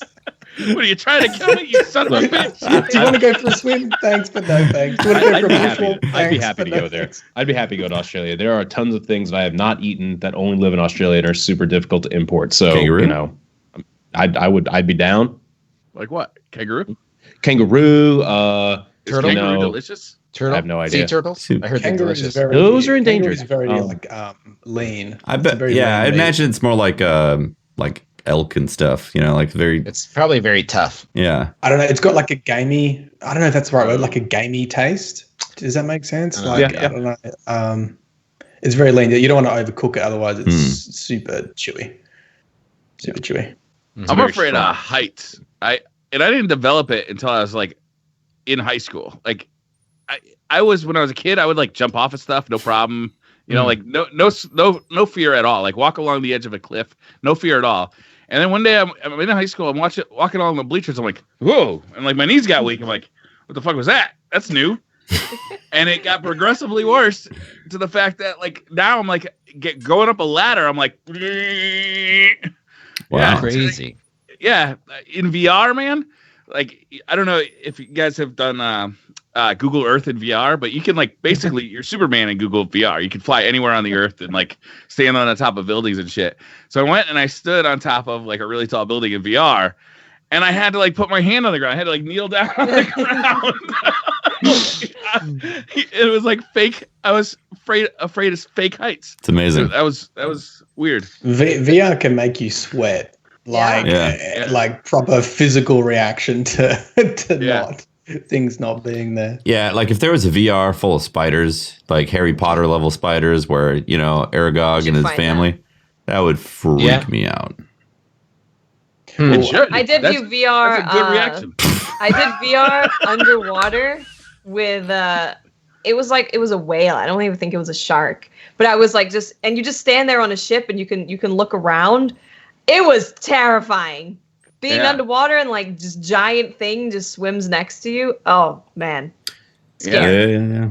Real scary. With PlayStation VR, there's like a shark demo where you go down in like one of those shark tanks and a shark like comes and starts attacking. Yeah, I've been in that. It's freaky, man. Yeah. It's freaky. It's scary, yeah. Did that give you fear of heights? Because you looked down and you saw no? The ocean floor. You just knew that you were submerged in liquid? No, the shark trying to eat me. That was that trumped it. Okay. Yeah, I did that. I had no problem with that. Briar, have you ever done any rock climbing then? I did when I was a kid. Yeah, I mean, for me, that's the reason why I do rock climbing, because there's a fear that is associated to being up on heights and stuff, and that channels adrenaline, and that adrenaline gets it gets addicting. But I the higher I am, the more like when you're up 300 feet and you're climbing and you've got your rope and you're working with your partner, and the only thing that I'm focused on is that rock. And for someone like me who has ADD, it's the calmest my mind ever is. So I often go to these places where I can get heightened adrenaline so that I can quiet my mind. It's kind of interesting to talk to people that don't have that perspective on adrenaline. It's a physical reaction. When I was a kid too, is like I remember biking. I was a big mountain biker. I'd be like on the side of a cliff mountain biking. Like it was literally like my tires were a foot away from like 100-foot drop, and no problem with it. And then I don't know, just like all of a sudden, I remember the moment it started happening, and then it just got progressively worse. It's like a physical reaction too. It's weird. It's weird. That's crazy. I don't know. Did you write that down, Patrick? Yep. I need to find a house that is very high up, that has full lots of free space for me to put clown stuff. With whatever the fuck Tattoo was afraid of again, I'll figure it out. Spiders, yeah, lots of spiders everywhere. It's Florida. I mean, I feel and somehow incorporate video game water into it. Got it. Minecraft. Ultron, son of Oryx says, who do you guys think is going to die in the Avengers movie? Avengers Infinity War. Oh, Captain America. I hope so. I can't stand that guy. Shit, dude. I don't even think that actor likes being in those movies. He actually didn't want to be in it. Originally. Look at that. See? Like he doesn't look interested. Mr. Patriotic. He's just such a one-dimensional character, though. He's so boring to watch. Like I have no interest in him. Yeah. Your fear is vegetables, by the way, Pat. I know what it is. What? Your fear is vegetables. What's your fear, Pat? Salad or something. I was hoping I wouldn't have to start actually telling my fears. No, I'm not afraid of vegetables at all. Yeah. I got a bunch of spinach in my fridge right now. I put it on my burgers. It's great. I know what Patrick's afraid of. Okay, what? Good food. I was just about to say that. Not having a Taco Bell within a 1 mile radius. No, it's not a fear. It's a life requirement. Fear of grocery stores. I think Patrick's fear is actually of a certain type of personality or people, or just people in general. Really, it's kind of like general, just like social anxiety type fear. I fucking hate crowds. I despise large groups of people in crowds. Which also I hate driving because I have just a general distrust of everyone. So yeah, I know how bad of a driver I am. And then think about all the people around me. They're probably on their cell. Like I am attentive when driving. I am focusing on driving. There's people on their cell phones, all this other shit. No, so driving is another one of my fears, but it's mostly just related to people. Yeah. So we're gonna have a party house at Guardian. Lots Con. of people. Just tons Lots of people there all the clown time. spiders. Dress as clowns. Mm-hmm. Clown spiders. Everyone has to bring a spider. You have for these entry. really cool LED lights that make the ceiling look like water. It's awesome. Yeah. It's gonna be like a lot of ambient sounds of. Yeah. Just play the Ambient sonic choking? drowning sound over and over drowning? again. It'll be like Just really nonstop. peaceful music, like Minecraft, and Yeah, all of a sudden it'll be peaceful, like. yeah. All right, I got 2 more questions and we're out of here. All right. Real Good Murph says, why is Briar the most trustworthy of all pirates? Have you seen what he did to us? He is not. I don't understand what you're saying. I'm personally insulted, Watts. Watching you guys do the You blew me off the ship. I could have died. Watts, I was stuck in the water, video game water, Shooting with sharks. you know that, right? Like every time you were on land or whatever, I was watching the I Briars. saw. Yeah, he shot shooting at you, cannonballs at us. and Yeah, he's a scallywag, is what he is. he is a scallywag. Mm-hmm. I do not. Mhm. The Mohegan 9 says, if you believe a lie, is it still a lie? I think he's talking about the person telling the lie, not the person listening to the lie. Oh, if you believe your own lie, Yeah. I guess it's not a lie then, right? Well, you're not lying. You're not lying. It would still technically be a lie, but the person isn't lying. Isn't it a mistake at that point? Like if you believe that you're telling the truth, It's called being mistaken. delusional. Well, it may be a symptom of that.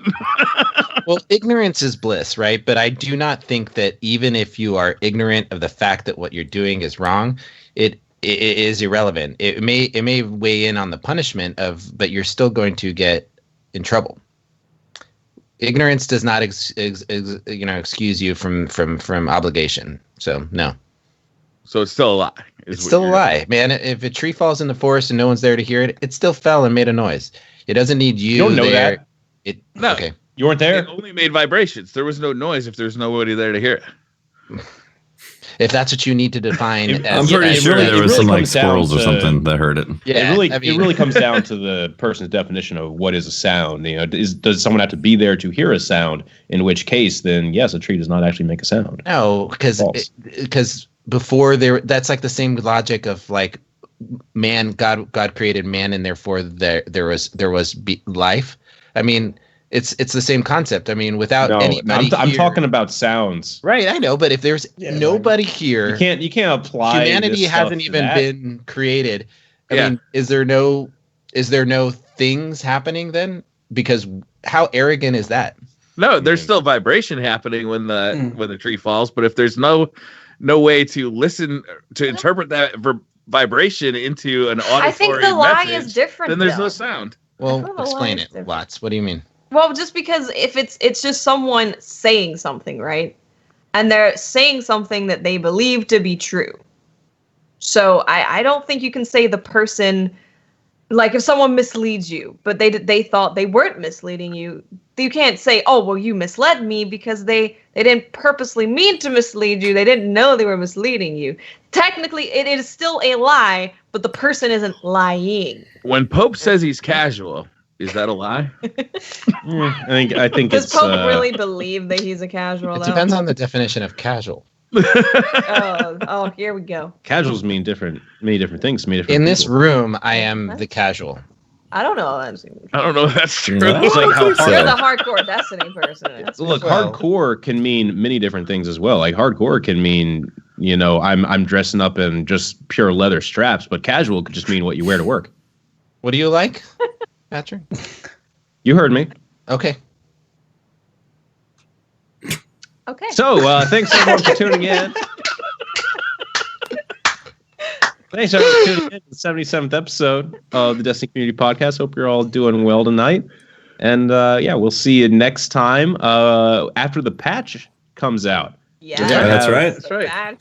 Shadow. We're going to have Triple Wreck on the podcast to discuss some stuff, and it's going to be should be an interesting episode. We're all looking forward to this patch and seeing what the sandbox changes bring.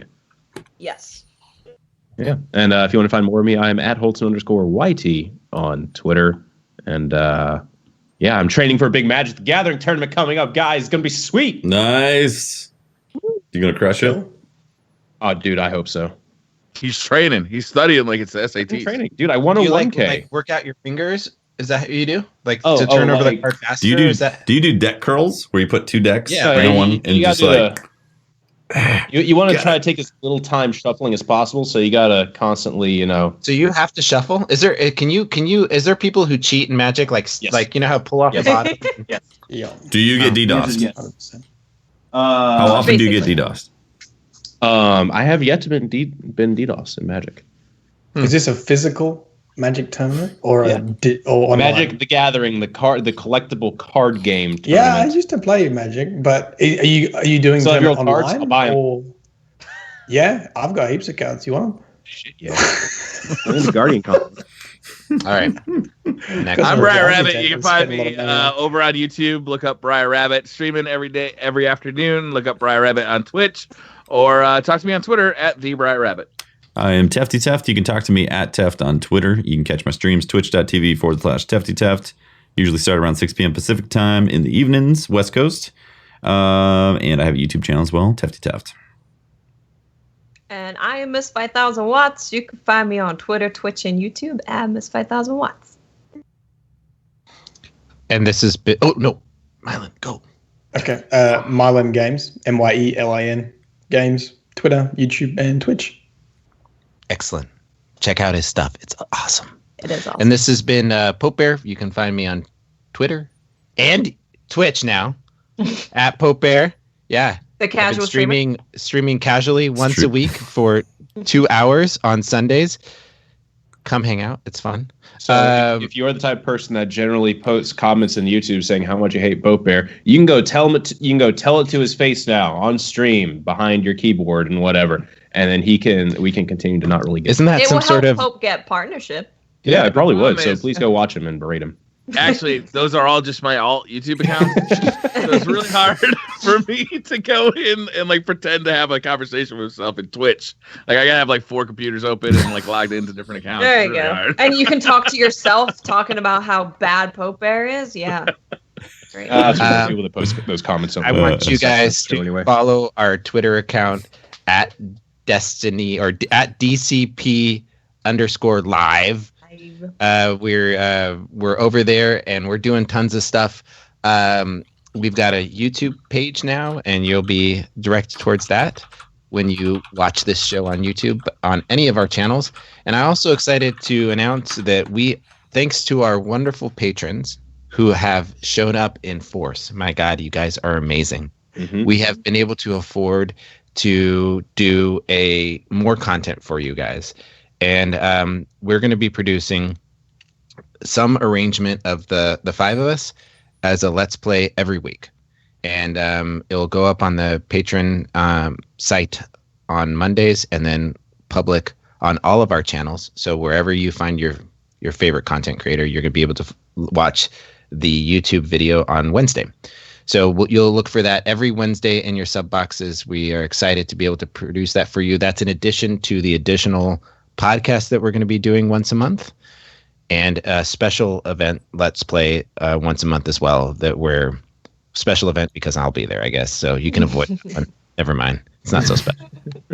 Anyway, so we're excited. I just want to take a second to read out our patron producers. We've got Andrew Slag, Tyler Waite, Rico, Nick Salvo, Alex Qualley, Orioles, Joker Danube, Taylor Rosenau, Adam Kamiri, and Brandon Smith. Thank you very much for being producers and helping us achieve our goals. Thank you, guys. Thank you, guys. Cool. Awesome. All right. Yeah. We'll see you later. Bye. Bye. Bye.